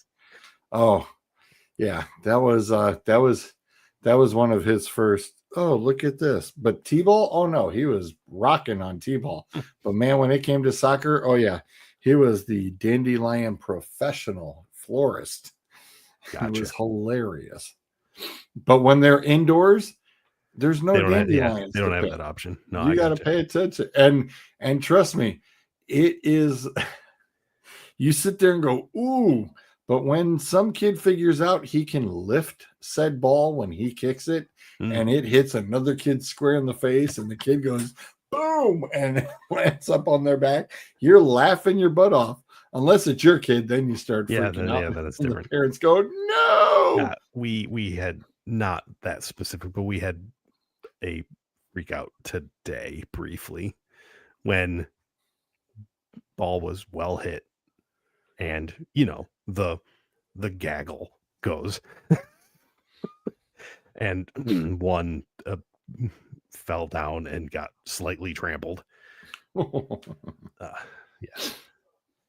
Yeah, I was gonna say, you want to see a fun time, Sam? You watch a T-ball game, and you watch the herding.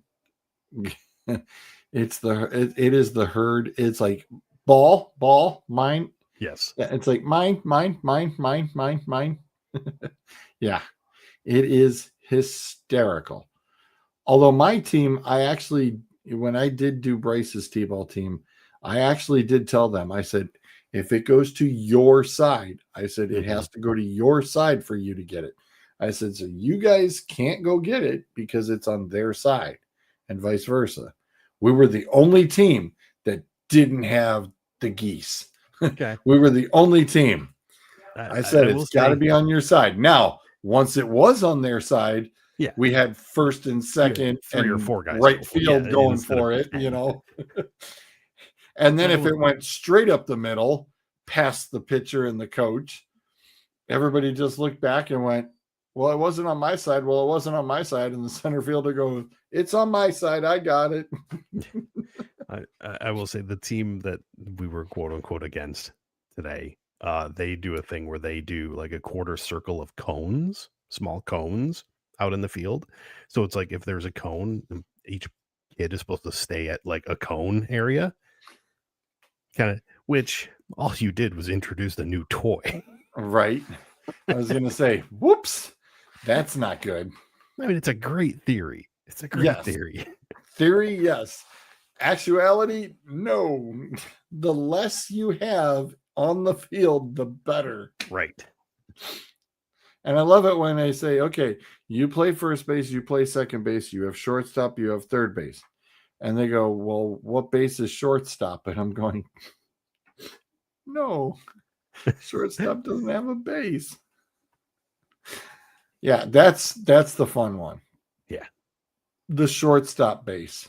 Yes, the shortstop base. The shortstop base. I said, you guys will get this when you're older. It'll be okay. Yeah. At this point, it's just exercise. All righty. Well, I say we get the hell up on out of here. Oh, one other thing about the Lions game that I do want to bring up real fast. Even though it cost me points, and even though he missed it, God bless Jake Bates for trying a 67. Oh, all right. That was awesome. Oh, he's sitting there going, hey, Cam Little, I'll give it a whirl. He didn't miss by much. It didn't. In fact, I think he had saw the highlight. leg. I think he had the leg. It just went slightly wide. Just a hair. Yeah. Also, real quickly, I think we found out a lot over this past weekend. We found out what dating app all these NFL kickers are on. They're clearly on Tinder because everybody's getting blocked.